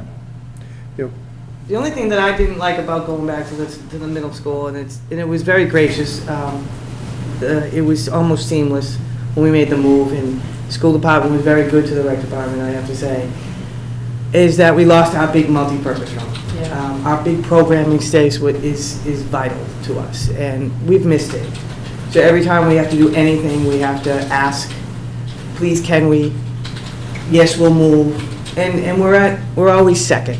We're never first. And I guess that's what attracted me to Gates the most. So you can accomplish that by going. I almost feel like 18 months would be worth it to me, you know, just to even have that taste of being there again. I'm not just throwing that number out, I'm just saying, 18 months can turn into 18 years pretty quick. Well, we don't want that to happen, but We all it's take it. certainly going to be longer than 18 months. I think So this will get you into But I the, appreciate that. Yeah. I do appreciate that, you thinking of so 60,000 gets rec into. I think it's a pretty good number. That will get us in there and get us operating. But certainly, if we get in there and got more established, there would be more potential cost, but maybe more revenue stream, more things to deal with. But keep in mind, subtract 30 from that. Yeah, what's the difference in the Thir- insurance? 30. They're going to increase the insurance. If nothing goes into Gates, the premium goes up $30,000. So, And we still pay all the utilities. Right. you said that you take the gymnasium, and that's 16%? I think it's 16 or 16,000. 17. We're trying to figure it out now. And if we tore down the C wing, then That's how you get your percentage. then you get 90,000, now you I- what's you- the percentage? Well, that's nice. I don't know where the money-making machine is, but we don't have the 57,000 to do this right now. But, you know, if this is the direction we want to move, we can endeavor to do that. And then, you know, Phase 2 can be that. And then if it's really working out, then we can look at capital for the showers, and it could be a more longer-term space. The Gates building is always going to be challenged for any purposeful reuse, as long as it's attached to the gym. And, you know, again, we can separate out the heating system and everything at some point longer term, but it's just a matter of having a plan. I really like the vision of making that center a recreational center, and whether, as we continue to talk about where the senior center ultimately goes, if it shares the land, whatever, I think that's a great solution for us, is to utilize that center of our town for recreation purposes. I think it really brings the town together. So I'd like to see this work for you if that's. And that was part of the whole master plan. Speak out. Were you gonna, did you have something to say, Sean? Go ahead. Usually I'm so shy. quiet. I know. Yeah, right. Well, no, what I was gonna say, I think we're all going in the same direction, but, you know, there's gonna be some bumps along the way, so if rec does find a home there, and boy, you could get quite used to that, I'm sure, you know, the reason it's not a school anymore, so it's gonna, you know, you'll be having some serious renovations going on if Council on Aging moves in, or you wanna make that your permanent home, you wanna enlarge it, town hall goes there, so, you know, there'd be some disruptions, but, Well, I look at that positively, so. right, right. I really want to commend Maura in the rec department for bringing forth this, and, because there will be some bumps, and they've had some bumps in the past 2 years, but this solves a multitude of challenges. We have been very concerned about what happens when we get that building in September. So, Well, I'm tired of bouncing you guys around as well. My little network of friends I've just talked to briefly, and how would you feel? They're, you know, obviously, I'm 60 years old. Their budget, they're on a tight budget, but they would love to see something like that happen, because all our programming is pretty economic based, so we try to keep it as low as possible for the community, and we try to give the best instructors, the best directors, so, you know, for the old, young, and middle, so that's my job. John, you done? I think so, go ahead, Tony. So I was just going to say, you know, this was part of the master plan, too. You know, the whole plan was to move town hall and school administration and council on aging and rec into that building once we built these new things, and to tear these buildings down, and I don't know that we took the next step, but maybe turn these in fields for the high school. So this is kind of falling in line of what we thought would happen. You know, some of the other entities going in there, you know, it may not work out that way, but I think rec was always thought to be a really good fit there. Yeah. And the size that is there allows you guys to do more than what you've been able to, and you've done a great job with what you had. I mean, that wasn't huge space over there either. For example, yeah. we're happy where we are too, and, you know, don't No, get I'm me not saying, wrong, we're not politicking right here. I mean, I'm saying if you have more space and you have a gym upstairs, you can do a lot more programs for seniors during the day, you can do a lot more programs, I mean, there's just the ability to do more. So that's what I like most about the space. And you got the tennis courts there, and you've got, you know, the back track and parking. It just, lends itself It to is a so beautiful many, area. and it's a great home, to be honest with you. That's And it's why. right in the middle of town. I mean, for people who grew up here, you know, driving by that building, it would just be hard for me not to have that building there, personally. People are certainly attached to that facade. Yep. Not so much the sea wing though, right, Joe? Yeah, not the sea wing, but. I'm all set. Get the bulldozer, wrecking ball. I am That too. can go I'd down. love to know how much it would cost just to take that down. I mean, I share John's position on that, but all in due time. So Kevin, one question on the capital, it's $13,000 to move them. Is that just from Jenkins to Gates? And that's all, that's not just the office, that's everything. They have, we've got storage Stuff in the places hidden all basement. over town with recreation stuff, so it's it's all, not just- it's it's all the surfboards, equipment all it's over. lifeguards, it's play equipment, it's, Well, that's scattered all over town. Yeah, That it way I is. could have But you could have it all under one roof. That would be yeah, we could. Kevin wants to put Yeah. in the sea complex. I want to turn. Seriously, he said that last week, he wants to use it for storage. The sea built, the sea wing. It's not a bad idea. For now. Got out the interior walls. Good, so you want us to vote on something next week? I think you could probably vote tonight on that, even though it's not on the agenda, but it's contemplated under the regular.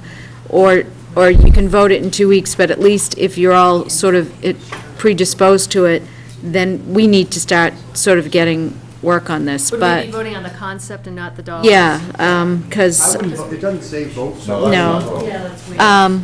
We'll do it next So time. that's the next piece. We might have to appropriate money at the special, at the annual, but again, we've pulled this together really quickly for this meeting, and then the other piece is, you know, when you meet again, it's going to be February, and the library is going to be moving in 4 weeks, so we have the same issues if somebody doesn't go into Scituate Community. So what's the, And I- what about the police station? Is that in the budget to just take it down? The police station, It's in the capital plan to be demolished. Maya said that they will work with us between March 1 and June 30th.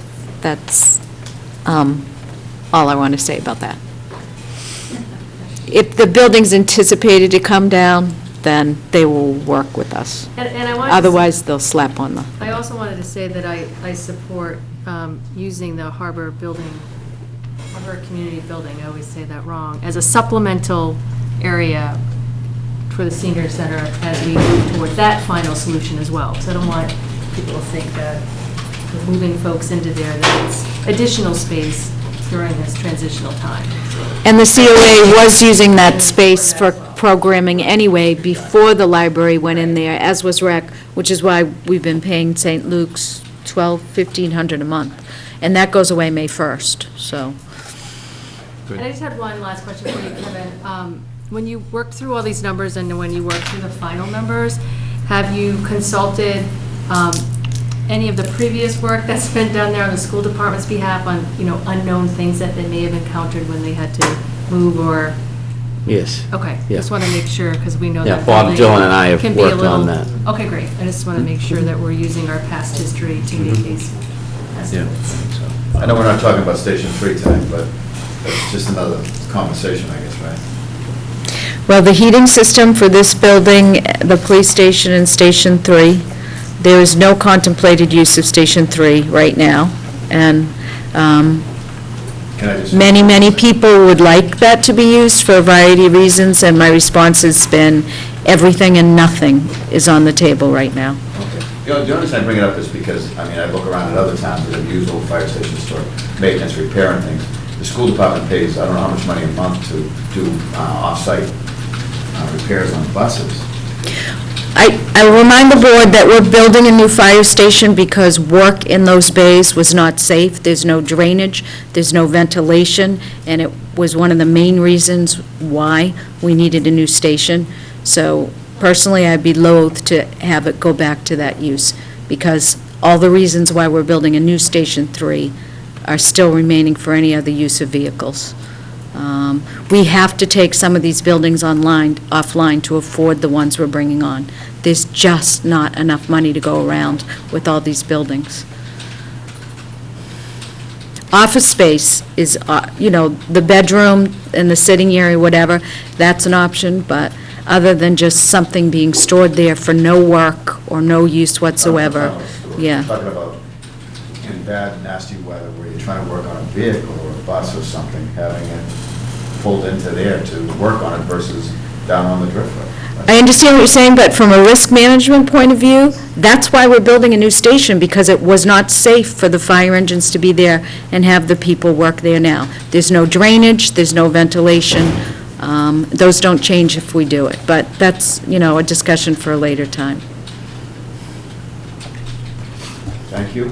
Good. Thank Good you. job. Thank you. Thank you.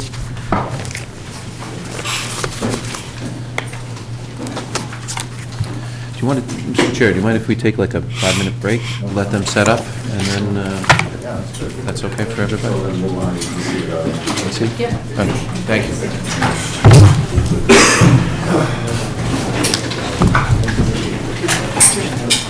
Great, do you want me to put that back in your office? Anything else you want to go back?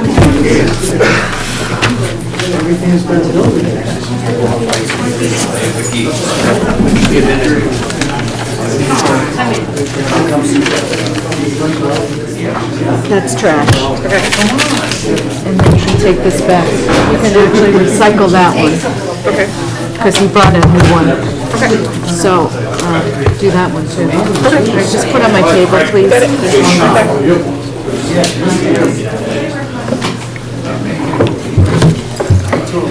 I have a bunch. Do you want the mints, or do you want? Somebody's growling louder.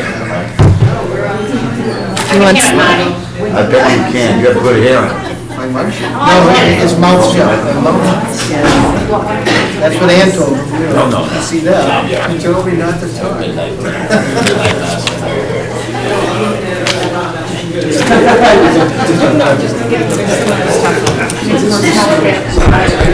So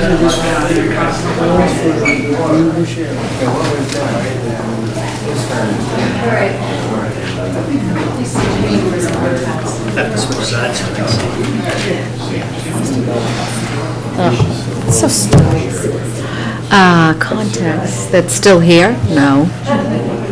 Sorry, nobody that's still here.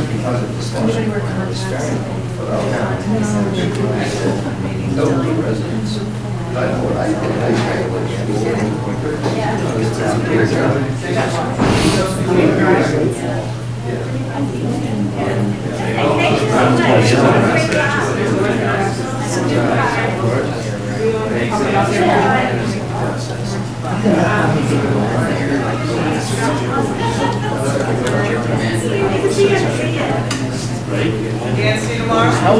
Dan, see you tomorrow? Have a good day off. No, I mean, use. In this? Because we're not saying you have to do this, we're saying if you do it, this is a good place to do it.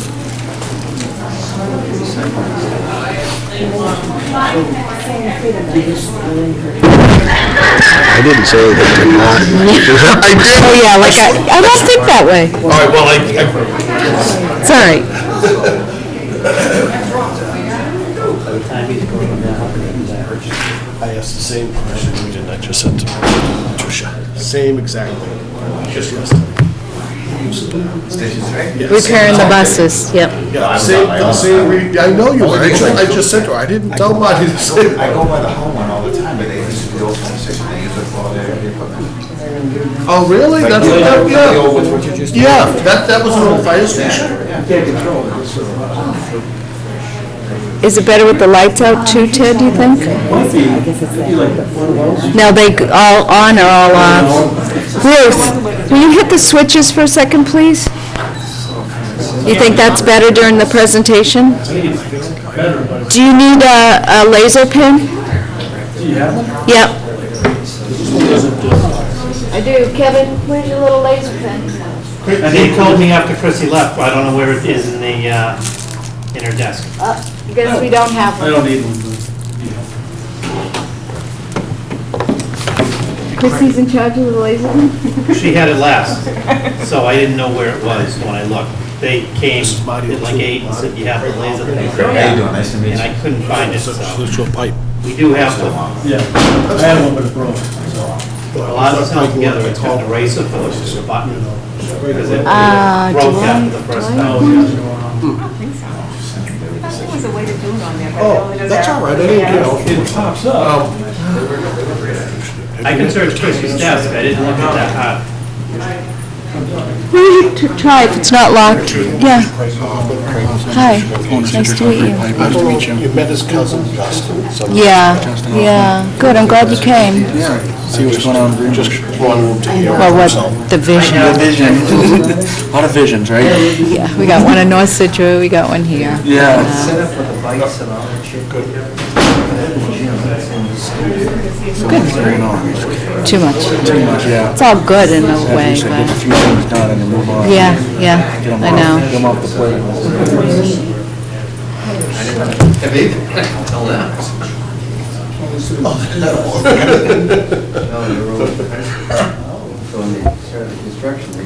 Oh, where'd you get those?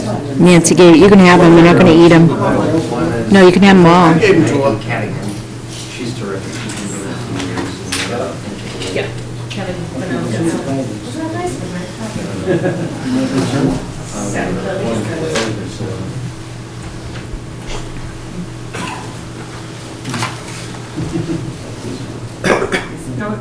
Did you guys see the reservoir? Looked like it was gonna overflow yesterday.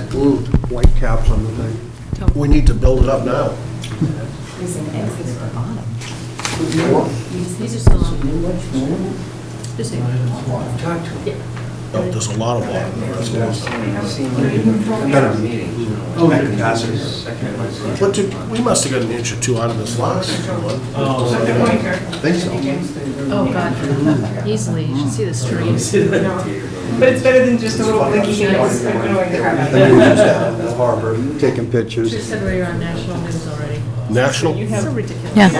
Those are waves. I got texts from Conway asking me if I was okay. So you only need to point for really important stuff.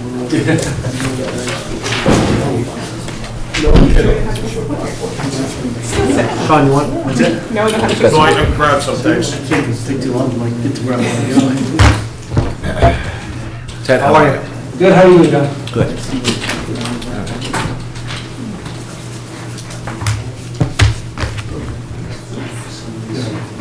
We all ready? So we're going to have a discussion, presentation about the Greenbush Driftway Vision Plan, presented the EDC, Economic Development. So, thank you for having us. My name is Ted Brovitz. I'm working with the Economic Development Commission. I have been for about a year and a half or so. Unfortunately, Ann Burbine, our chair, had to leave. Monty was back here. She told me not to talk, so I'm not talking. All right. She knows you. So, one of the initiatives of the Economic Development Commission is to do vision plans for our 4 villages. They really see that as, thank you very much, as our best economic opportunities, given the constraints in terms of commercial development on the 3A corridor. Their focus is really on the vision, on the villages at this point.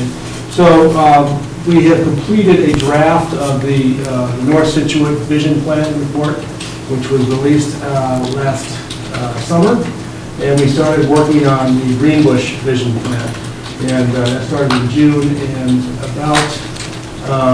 it went through about September. We put together a preliminary report.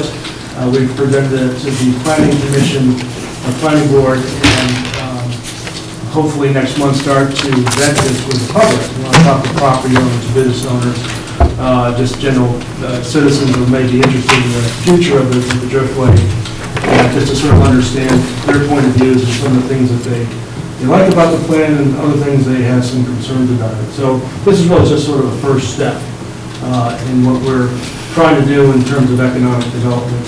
So the plan itself is broken up into 5 areas. We start with existing conditions and trends, looking at the different development patterns and uses, what's been happening there and what hasn't been happening there over the last number of years. We look at relative plans and regulations and policies, the zoning. There have been various plans done, townwide as well as specific to this area in terms of economic opportunities. One of the biggest things that was done a couple of years ago is the Scituate Economic Development Plan and market analysis. So we basically called all the information out of that in terms of its application to Greenbush to identify what those potential opportunities are. And then we put together a series of concept plans. We've broken up the area into subsections that have different sort of themes in terms of development types and uses. And ultimately, a strategic action plan, which is sort of the next steps in making a vision reality over a number of years. This is really looking out 20 years. So there's some very small, simple things that we can do, very, very near future. Then there's things that are really, long-term and big thinking ideas. So, the project area itself is, it starts on the roundabouts and the pond, that whole area on 3A, heading down the new Driftway, covering the train station, covering the historic Greenbush Village, up to Union Street and Jenkins Place in that area, covering the parking lots, the MBTA parking lots, up to Stockbridge Road, Scituate Concrete, the transfer station, heading eastbound on the Driftway, including the Conservation Park on the south side along the river, as well as the frontage property, the parcels of Widow's Walk. So it's an area of about 800 acres, more or less. So one of the key attributes, I'm telling you things you already know, obviously, but we've got a beautiful traditional neighborhood center with the Greenbush.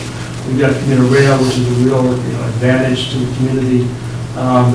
This is really where the bulk of our commercial and light industrial operations are. We've been there for a while. We've got beautiful natural and recreational attributes between Widow's Walk and the river and Conservation Park. as well as the old open pond park and civic and historic landmarks such as the Maritime Museum and Irish Mossy Museum. Good proximity to not only the harbor, but PA. And it really provides a good opportunity in general for people that are looking to open businesses and want to live within close proximity of the train station and all these different civic and recreational attributes. 202 properties, about 800 acres. There's about 76 condominiums in there, 130 dwellings units overall. The average building age is about 55. It's either very old or it's very new. Most of the buildings are in average condition. The total tax base yield out of this area is about $134 million worth of value. The highest value properties in the district are the residential condominiums by a long shot. We've identified 94 businesses and employers in the district. Providing a variety of different goods and services, everything from food, some retail in there, financial services, fitness, medical offices, which is sort of a growing segment in this area, as well as townwide. There's some light industrial, and obviously concrete, Scituate concrete, but also some small contractors and repair businesses. We estimate there's about 400 people working in the district. Most of the businesses are small. About 70% of them are employing 1 to 4 people. And most of the business spaces are small too. 50% occupy 2,500 square feet or less. So it's a really good place for, almost like an incubator for new businesses. Good place for them to start up and grow the businesses. One of the things we've done, another initiative that we've done is to break these business directory maps. So we've taken all these businesses, we sorted them by different categories: restaurants, retail services, professional services, personal services, and we created these directory maps out of them. Ultimately, these will go into the wayfinding system. So we'll put business directory kiosks up. We'd like to put these at the train stations, so that, and they would go in all the villages as well. So ultimately, if people are traveling to town and they're looking for different types of businesses, they'll be able to pick them up easily at their point of entry. We've done an evaluation of the streets, as well as the sidewalks and bike paths and trails and that sort of thing. Broke it down in terms of the right-of-way, how long the streets are, what the amenities are in terms of pedestrian and bike facilities, and what the streetscape conditions are. Ultimately, what we want to know is how much room do we have to work with on these given streets in terms of future streetscape improvements, adding bike lanes, adding sidewalks, widening sidewalks, that sort of thing, and where we need to sort of work with the adjacent property owners if we want to make enhancements to the streets as development occurs over time. Public utilities, the area is serviced by public water and wastewater, natural gas. There are town facilities down there, obviously the wind power, solar array up on the hill, the old dump, I guess that's called. Widows Walk, the conservation park, and so on. As you know, the MBTA is in the process of transferring ownership of those 2 parking lots to a local developer. So that's in the works. The ridership is, as of 2014, about 5,400 passengers, total ridership on this line, and 541 boardings in Greenbush Station. Lower than expectations. One of the things about the line and the South Shore line in general is that they haven't reached the amount of ridership that the MBTA was hoping for. One of the reasons they're selling out some of these excess parking lots and properties is to try to generate more ridership and more economic opportunities as well as housing opportunities. Put people in close proximity to their train stations. So back when the train line was reopening, the commuter line was reopening, there was a plan done, and really focused on the Greenbush Village for the streetscape improvements, renovating old buildings, some infill mixed-use development, and to create an overlay zoning district. And all this stuff has actually happened. There's a 50 Country Way, there's a mixed-use project in the works. There's a new small-scale microbrewery going in, hooray. We brew our own beer here in Scituate, that's nice. And the Village Business Overlay District was passed 5 or 6 years ago as well, so allowing for some mixed use. And then in 2004, we had the townwide economic development plan, which also included a market analysis, looking at creating sub-districts, as you see on the right with their overall concept, showing a transit-oriented development village with mixed uses, but also focusing on housing opportunities, everything from multifamily like we have with the condominiums and townhouses to smaller detached single-family homes like cottages and that sort of thing. So the market analysis, they sort of looked at the opportunities in terms of businesses that could succeed there. They looked at what they call a primary trade area, which was a mile off of the center of this district. The secondary trade areas being 3 miles out and 5 miles out, getting into Norwell and Marshfield, and trying to determine what the, what types of businesses might have a chance to succeed. So the primary trade area, within a mile of this district, they say they see there's opportunities for some restaurant uses. Minimal amount of retailers can go in there, maybe 1 or 2 national chains, and I think what they're talking about there is really kind of a specialty food or a small grocer type business, a hotel possibly, and some professional office space, which would include medical office space, which has been occurring there over the last number of years. This is the zoning. I've been doing this for about 30 years. I've never seen any zoning situation as complicated as this one. There are 4 base districts and 10 overlay districts.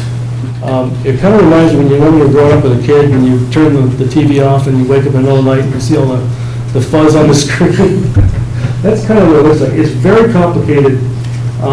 There's basically the main thing though is that the general business covers the Greenbush Village area as well as the area along the train station, as well as commercial development along the Driftway. And those are overlaid with the Village Business Overlay District. So basically, the general business district allows general commercial uses, doesn't allow mixed use residential. And then added to that is the Village Business Overlay District, which allows for mixed use at higher densities. And then there's use-based overlay districts, and then there's natural resource-based. But there's a fair amount of land that's in the floodplain and the watershed protection district, which are overlay districts. And then there's the planned development district, which is an overlay district that covers Widows Walk, as well as the residential developments on the south side of the Driftway. That goes back to the 1980s, when planned developments were really popular. And there's 1, 2, 3, 4, about 7 or 8 different sub-districts within that planned district overlay. So parts of Widows Walk are covered by a couple of those different sub-districts, and then there are other sub-districts that are specific to recreation, specific to housing, and other types of uses. So like I said, we've divided the district up into 7 areas, focusing on particular types of development patterns and uses. The first sub-district is the center on the roundabout, and looking at just some simple things as far as really creating a gateway into Scituate. Doing maybe some landscaping in and around the circle. I know that Kennedy in the last years or a couple of years done a really nice job in doing some plantings in there. Maybe making some enhancements to the park by the pond, or by the pond. Also possibly extending the multi-purpose trail from the Driftway over to 123, headed up towards to Norwell Center. Again, trying to make some regional connections in terms of bike access. The second district is the historic Greenbush Village. And there are, like I said, a number of things happening. Essentially what the concept plan calls for is sort of incremental infill mixed-use development along Country Way, mostly on the east side, and some of the side streets, Drew Place, Ford Place, McDonald Terrace. And then on Union Street, really looking at opportunities for small business development. Between Union and Jenkins, we really see that as a sort of almost like an incubator for new businesses of all different sorts on a smaller scale. Union Street is... If you have any questions, please. Can you point Union Street out? It's where Fitzmill Oh, is. yeah. Thank you. And Jenkins is... Yeah, we didn't label it. So this is Union right here, right, the old feed store here. This is Jenkins Place right here. Country Way, right there on the runabout. Let's see. We got it, we know the rest. Sorry.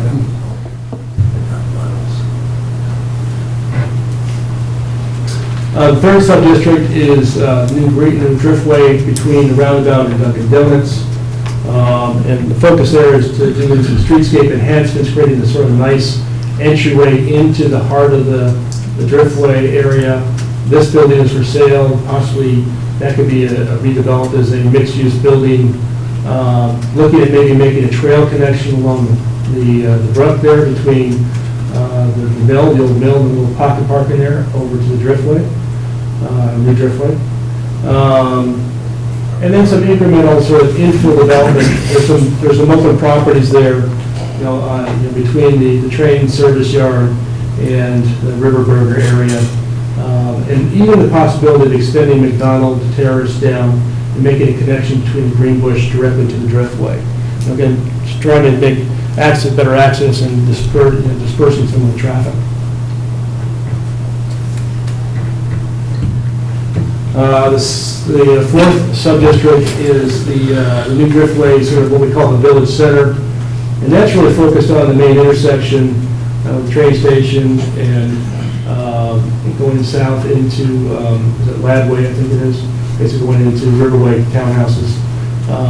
This is where the South Shore Auto Parts store is. There's some vacant lots in here. This is the medical building. This is the plaza. This is the assisted living facility right here. So basically, over time, redevelopment along the frontage there, adding some on-street parking, both sides of the street, and creating a village center. And trying to basically create opportunities for mixed-use developments. This could be shops and restaurants and professional services. And then behind it, trying to make the most of the parking that we have. I mean, trying to sort of make connections between the various individual parking lots so that we can use parking as efficiently as possible without having so much parking lot by lot by lot. There are, things like the medical office building, which is very busy in the daytime, but after 5 or 6, it's pretty much shut down, and that creates the potential to allow that parking to be used for what might happen to be restaurants and shops over on the Driftway itself. So, we're looking at a sort of an opportunity to look to consolidate parking, not overwhelm the place with parking, but make it function in terms of meeting the demands that vary throughout the day. Obviously, there are going to be new developments on the parking lots on the east side of New Driftway with the Drew Company. So we sort of laid out sort of a typical, village-type block so that the parking is internalized and you have mixed use on the outer edges of the block. We've looked at that sort of grass strip there on the east side of the Driftway and possibly sort of reconfiguring that so it becomes an open space, like an actual sort of civic gathering space rather than sort of a front lawn. Excuse me, may I ask a question? Sure. So are you in touch with the Drew Company at all? When you No, we haven't yet when you because- show these visuals, they don't look like the Drew Company's visuals. No. Well, the Drew Company's vision was just sort of a holder, sort of a placeholder for, Yeah, but the MBTA wants to keep some of that parking lot there. Yeah, so there's a fair amount of parking that would be, this is showing a structured parking lot right here. This could be structured as well. What's down on the lower right? You have a set of, down, to the left a little. Oh, here. Yeah, what's that? Is that? That is that old sort of industrial property that's down there. I can't remember. No. Russo, it's a Russo property. This is a Riverway right here. So this would be new residential property, new residential development, again, taking advantage of the views of the river. The area is sort of hidden back here, it really isn't good for commercial use because it doesn't have the visibility of the traffic flows. But, looking out the back door, you've got this magnificent view of the river, you've got the marina down here, you've got the trail system coming in through here. So it could be a really nice spot for riverfront housing. Again, this is a long-term vision, so. And this is, again, it's one scenario. So, exactly what happens with the Drew properties, we don't know. We certainly believe that it's going to be mixed use and it probably in some form of a village pattern. We just don't know what it is. And we're going to try to touch base with them and other property owners in the area. The sub-district 5 is that area where waterfront development could happen. This is Toppins over here, this is Russo over here. I know you're off a little bit. It's Bob Drew's, right there. That's Bob News, yeah. Oh, I'm sorry, yeah, you're right, yeah. So, again, over time, those properties were sold or redeveloped, again, taking advantages of the views of the river and being in close proximity to services as well as a train station.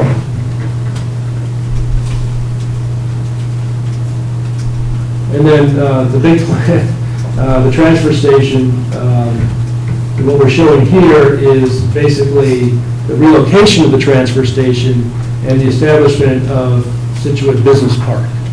So that's a great piece of property. It's obviously very close to the train station. It could really be a great opportunity for the town over time to provide space for larger business operations, whether it's professional offices, whether it's light industrial, or a combination of both. Really the only place in town, I think, that's got the acreage to support that type of use.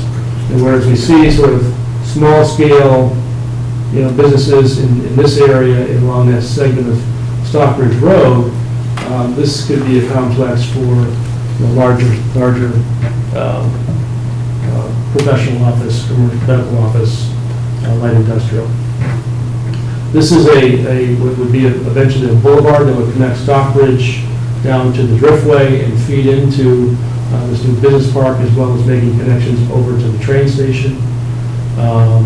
You can see at the intersection that there's some streetscape improvements and traffic calming improvements, so essentially giving people, as they drive into this area, the impression that you've arrived in the village center. And sort of keeping this edge here between the solar array and the development on this side.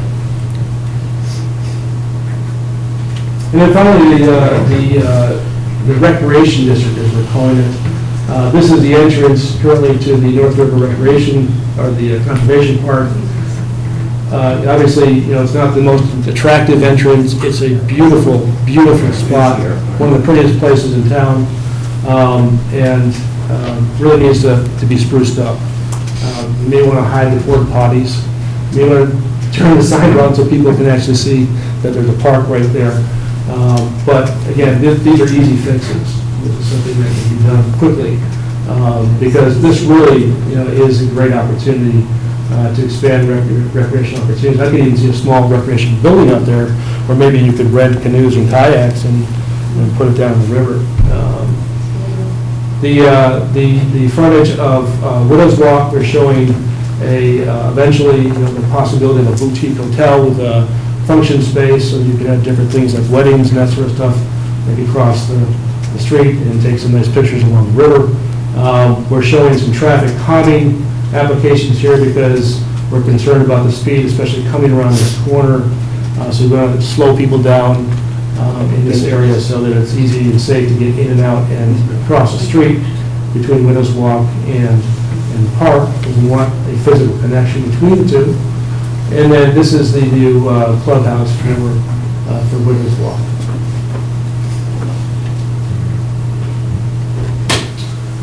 And then ultimately, connecting things through the trails, we didn't talk about this, but, the Herring Brook Trail that the town owns, this old MBTA right-of-way. There's a nice little trail that's sort of informal that goes down to Herring Brook. That could be enhanced over time and made into connections to some of the other trail systems that are partially done. There's a great trail behind James Landing with spectacular views. I don't think most people know about it. And that goes down to the marina and ultimately is supposed to connect with this trail right here. So that's a really nice walk right there. There's also the trail up the backside of Drew and Ford that could be extended further up. And then ultimately there could be a nice bikeway if this road is put in between Driftway and Stockbridge.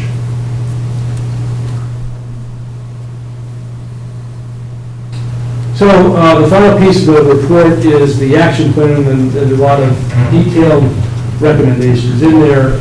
Some are, things that can be done quickly, some are much more long-term. And I don't think we need to go into all the details tonight, but things like just finishing the gateway treatments and wayfinding signage in this district, working with the folks at Widows Walk to start working on strategic amenity planning,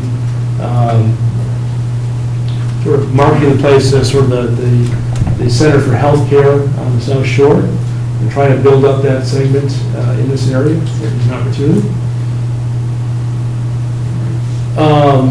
The sewer, obviously, the sewer, is key to unlocking development potential here. And, while there's water and sewer service there are, other pressing priorities with improving the sewer system, collection system, capacity issues, condition issues that need to be addressed before we are able to get to the capacity issues in this area. And zoning. The zoning today is, like I said, I think it's very complicated. I think there are ways to simplify it and maybe even consolidate some of the zoning. I think in all of the village centers, it'd be nice to have one base district that allowed by rights some degree of mixed use rather than having to go to an overlay district. I think that there's that possibility if we sort of merge some of the best elements out of the general business district with the best elements out of the village business overlay district and put together one base zoning district that would address all the things that need to be done and create the opportunity to allow mixed use at a comfortable scale. Higher density mixed use would then kick in other things, performance standards, design review, those sorts of things that, special permit review that take a little bit more time to process and to develop reasonable conditions for. The other thing that needs to be addressed is the parking. The parking are pretty suburban standards. There's the ratio of parking spaces for different types of uses, whether it's retail, whether it's restaurants, even office buildings, is very high, higher than the standards as you find in ITE and other sources these days. And also in village centers, you want to make opportunities for people to share parking, connect their parking lots, if there's public parking available, to maybe offset the on-site requirements so that we don't have to spend so much of our site plans on parking that's not going to be utilized. And that only provides better opportunities in terms of tax revenues if we can utilize more of our properties for building development rather than parking that goes underutilized. So again, there's a lot of detailed recommendations on the zoning in this plan. I'm not going to go into all the details of that, but it's they're important. I think that between the sewer issues and the zoning issues, if we can resolve those issues, I think we got a good shot at creating a good foundation for development. Probably more so here than anywhere else in town.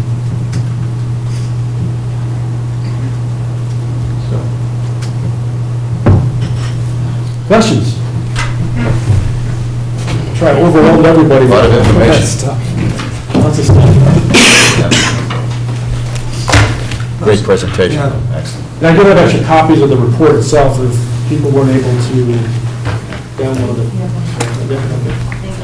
Ted, will you be sharing this, or have you shared it already with the planning board? I have shared the plan. I presented to them back in October, Okay. so they're aware of it, and they have the full report as well. So the next step is really to go out there and start working to get the general public familiar with the plan, hold some public forums, hopefully in the next couple of months, get some feedback and start refining it. Again, this is, the concept plans are really just one scenario. Right.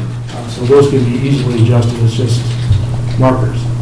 So we just want to make sure that we understand what people are thinking out there in terms of long-term plans that they may have for their businesses or their properties, whether they're doing something simple in the Green Bush or they're doing something more extensive in the Driftway, like the Drew properties. It's great work, so, To start. yeah. I mean, it's good to have the conceptual idea. I mean, Yeah. So much of it is, all the land you're pointing at is owned by somebody, so. Right. So, Right. I mean, conceptually, we can have a vision, but. Right. And some of the properties for sale, too. I mean, there's a handful in the Driftway that are for sale now, so. But if the zoning's impeding certain kinds of development, that would more easily lend itself to Right. what he's. Well, those are the things that we. Those are the. We can start that right away. I mean, that's something we should start right away, is that part of the implementation program, just getting the zoning in place so that as things change hands and are redeveloped over time, we're getting the type of development we really want to see there. I mean, for example, the medical building that's for sale, I think, if I'm not mistaken, part of that's residential. So, Yeah. So I mean, who would ever? And that's in the floodplain, so it's not an easy property to redevelop. The one on the corner. Right. Yeah. And And it would be a good residential property as well. I mean, you could tuck the parking underneath it, given that it's in the floodplain, and put the units over the top, and they'd be looking out over the brook. It'd be very nice. Partners Healthcare just bought Harbor Medical Associates, so. They're buying everybody. There. They're buying everybody. Yeah, but we all know. Yeah, I think it could, I mean, obviously, there's some medical in there, it'd be a good opportunity for additional medical. Well, I think it's, Ted, it's great. I saw the other plan for North Scituate, and what I think what's incumbent upon us is to take a look at the zoning and try to streamline it Yeah. and simplify it. Yeah. And that's something that the town can do, planning board, along with us, and try to create that vision to try to, shall we say, get the rules, regs ready to go for when people want to try to do different things with their property. I think the other thing that the town has the ability to do is do some of the changes, like you talk about on the road roundabout. That's an opportunity, I think. From my vantage point, I look at New Driftway. It's the gateway into the That's right. into the harbor, and I'm like, it is pretty, well, it needs improvement. It definitely needs a lot of improvement. And I think those are the things that can create and spur visions for people when they're with their properties, and then say, you know what, this is nice, I can do something. Yeah. And case in point is I look at the brewery that Chick Fagan's doing is exactly trying to preserve something, and it's going to be Yeah. a really interesting building once it's completed. That's what we want. Yeah, and that's somebody who decided at one point he was going to be doing like a little mini, I don't want to say mini mall, but like a plaza, or he had some ideas. He scrapped it. He said, no, I want to do something different. Right. So I think that's why with the town, the notion of the transfer station, what are we going to do? It's interesting, I hadn't seen that until your presentation. Now I understand you're thinking an idea of a boulevard going between Stockbridge and New Driftway. It's not a bad option. Yeah. Obviously, it's a long-term issue, and we got the transfer station, and we got to figure out other issues, and it may never come to fruition, but it's nice to think outside the box and have a vision for people to take a look at. Right, right. It's well You know, done. our transfer station, it's on a big footprint. Yeah. Takes up a lot of land. If you look at some of the other towns on the South Shore, they don't take up that much space. So, given the fact that we don't have a lot of opportunities for larger scale office buildings and that sort of thing, this is really the best place. Right. Not that moving the transfer station is easy by any means, and that's really. Impossible, Ted. Huh? It'd be impossible. You'd have to go to curbside pickup. I was going to say, I have to go to curbside, yeah. Yeah, yeah. Which, So, it's not the other world. No. right. So, yeah, that's a long-term idea. but- I just, you know, this all sounds great, and my office is down there, Ted, but I've said this before to the other board members, and you did the vision for for North Scituate. Yeah. So, you know, we have a limited amount of sewer capacity.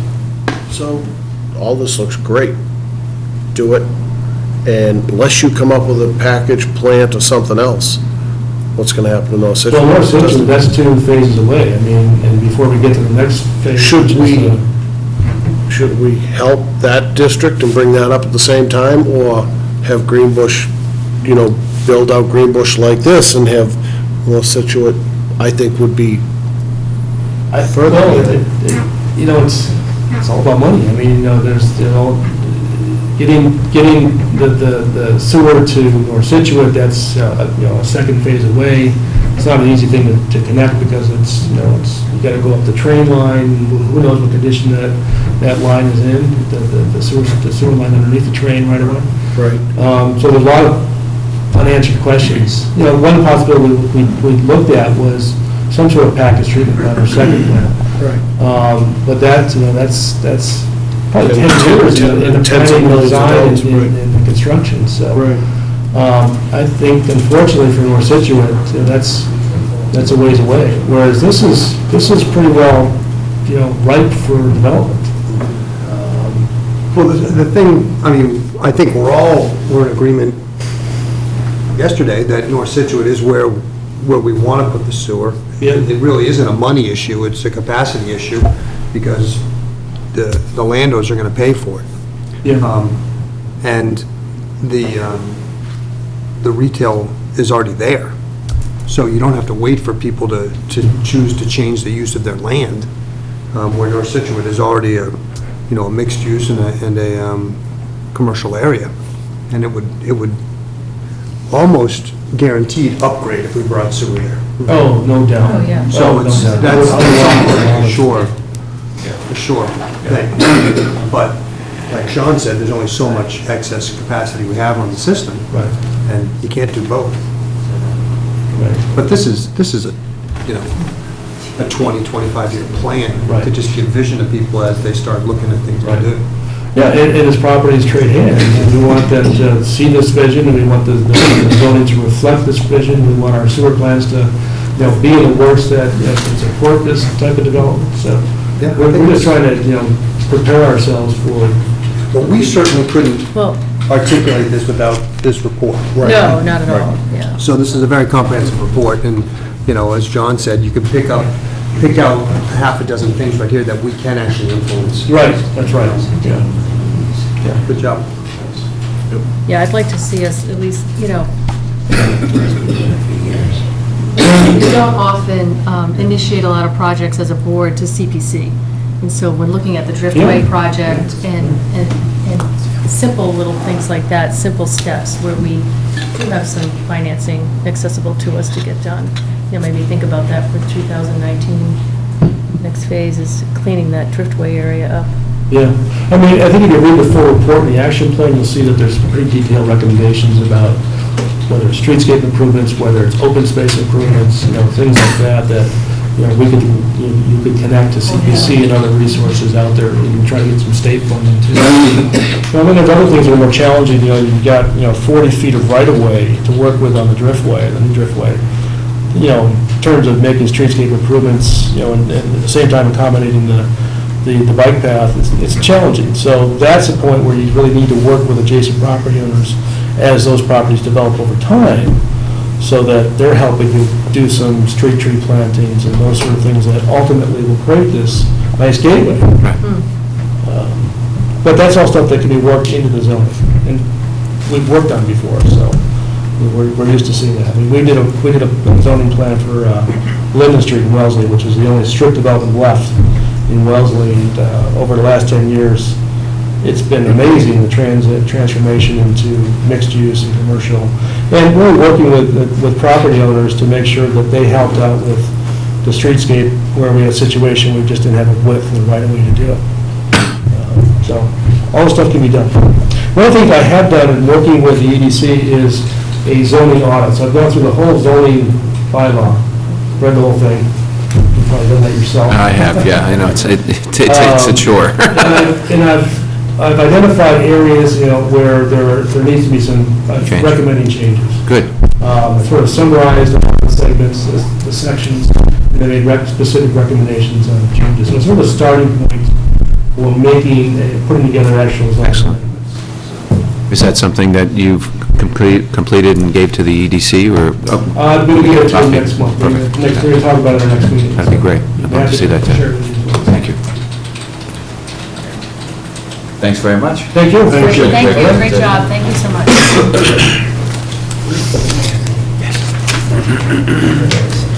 Next, we have a discussion and a vote on some, couple of items. Kevin Cafferty. Actually, good, Kevin's here. He tipped my mind on something. Kevin, is there a possibility, as we go down the Driftway, right where the transfer station is, that if we could maybe just, I don't want to say cut trees down, but cut their limbs, so that as you drive down the Driftway, people can see literally, the North River. I mean, just kind of like peeking through it, as opposed to, there's like a line of trees that can kind of cover it up, at least. No, right where they are. Just what I'm saying, it just, as you begin to go, it's like a little peak. Everything's possible, as long as we Curious. don't interfere with anything with conservation or cause any major issues, and there are trees, we could probably do some trimming. Just cut the lower limbs and everything, just, I call it raising it up, Pruning, so you can see right through it. Prune 'em It's up. not cutting the trees down themselves, but what it will do is it will open up a view as you drive down and see it sooner than waiting, around there. Is it? Okay, that's That's where you got it. Yeah, no, we can take a look at it. I'll be honest with you, I was standing during re-election across the street going, all you had to do was just cut, and you could see, actually, it was Jim Bailey Jim who Bailey. actually said it. He's been on And he me was for 2 wanting to years. get it done, and I was just saying, it's just not a bad idea to try to dress up the Driftway a little bit. It's subtle. Transplant them in front of the porta potties. Oh, There you go. Going right over. They're very touchy subjects, but if we're out sometime, you want to catch up with me and just I go will over do it, it, I'll because then I'm going to take you show down me the further areas. on Kent Street, because that little area to the left, after you get past the, you can see Peggotty Beach, there's like, people used to skate on it, it's like a little area that, they're like, The marsh there to the the marsh left where area to those the left as benches you're going used to into be. town. Just some other things with maybe some pruning of trees. There's some pretty, I think, crab apples or something, and they flower, so I'm like, I just think that easy to, That sounds good, no, Talk to you we later could about do it, point it out, no problem at all. Right, sorry. No, horticulture. Now we can get on to the real important stuff, sludge cake, right? I know this is the highlight of everybody's night. It's more exciting than the Muffin Monster, but this is the awarding of the contract for sludge cake. Basically, it's the byproduct of the sludge from the sewer treatment plant. It gets compressed down and goes out the conveyor belt and goes out. That grit product, we dispose of at a DP-approved facility. Usually either goes to Bourne or Middleborough. We went out to bid on the contract. We advertised high and low. We received 2 bidders. The low bidder is the current contractor. It's doing the work for us now at $108. The second bidder was $138.73. So we're going to suggest awarding it to the low bidder at $108. Perfect. Move the Board of Selectmen vote to approve the contract for South Shore Disposal for the disposal of sludge cake for $108 per ton. Second. Second by Ms. Curran. All those in favor? Aye. Next, discussion and vote of the award of the Oceanside Drive seawall contract. This is an exciting contract. We received recent grants from the state for the $2.5 million to rebuild the section of seawall. It's the section in purple, that's 640 feet up there, and I've even got the pointer. We got that back. Right there, yep. And that section there is a really scary section of seawall for us.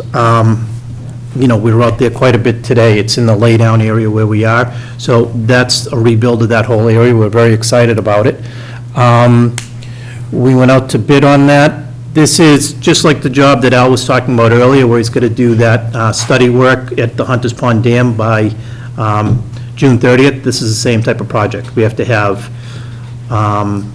about half of the project completed by June 30th. So it's very fast-paced. That's why we turned it around so quick. We did the bid openings on Friday. I got it in as quick as I can because we want to start getting submittals, health and safety plans, and get everything going on this job so we can hit the job running. Yeah, as soon as the weather hits, we want to go. And we have steep liquidated damages if they're not meeting our requirements. How high are you making the wall?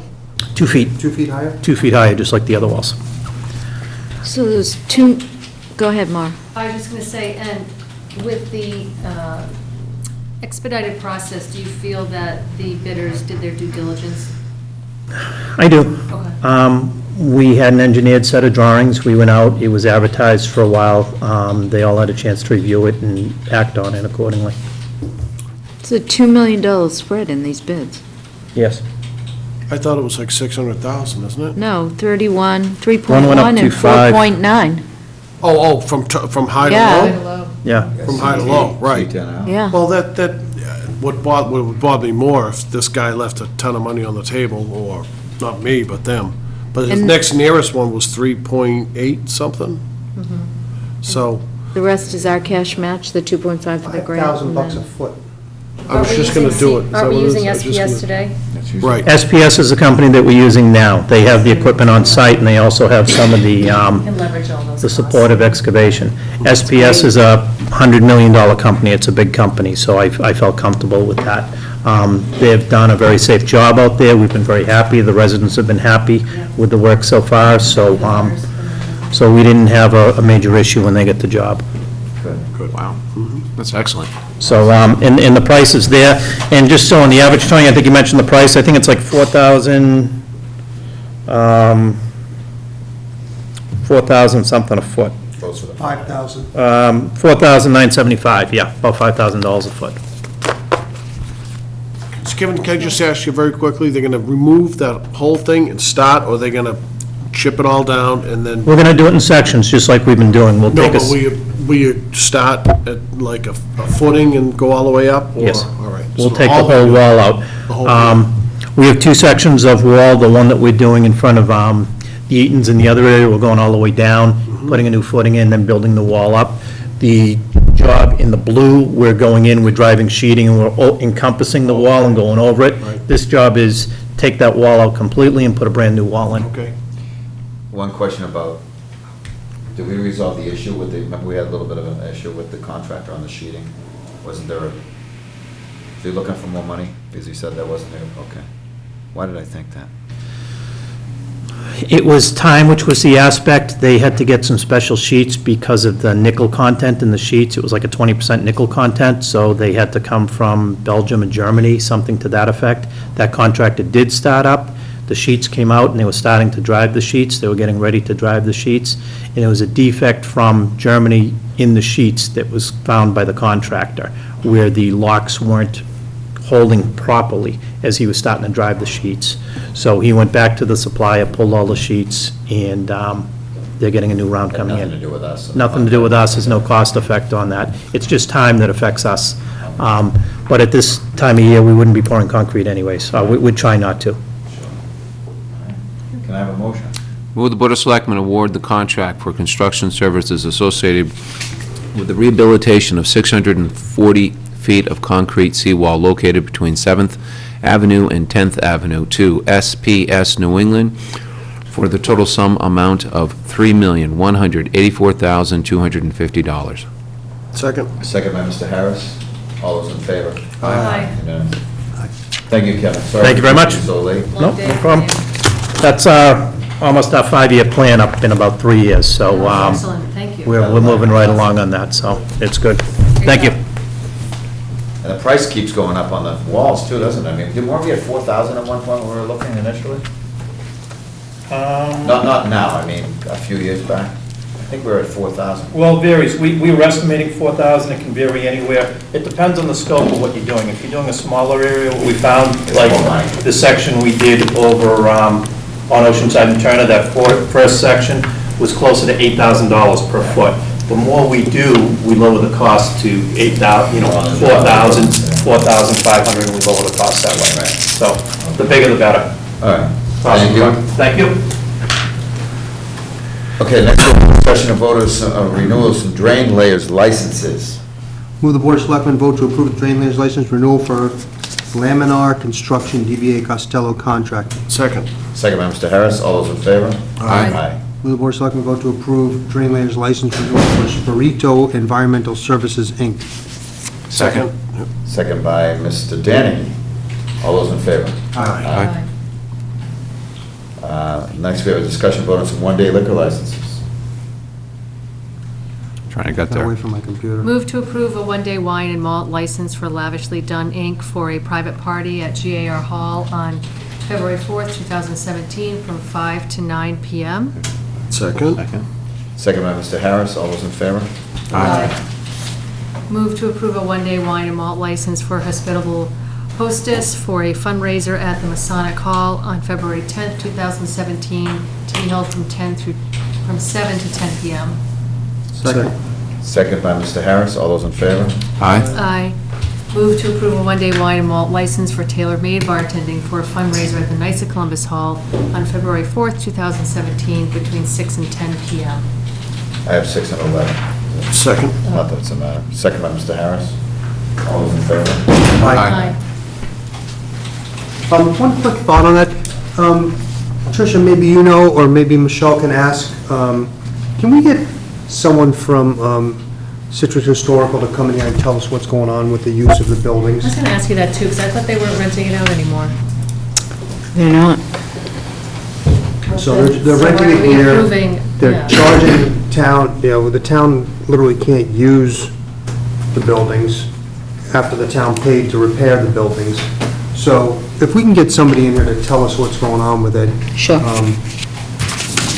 We're in dire need for buildings for the last 2 years. We're not gonna need any buildings in 6 months. And it's, I don't understand what's going on. Okay. Okay, next we have a discussion of vote on a 20B exemption, municipal employee.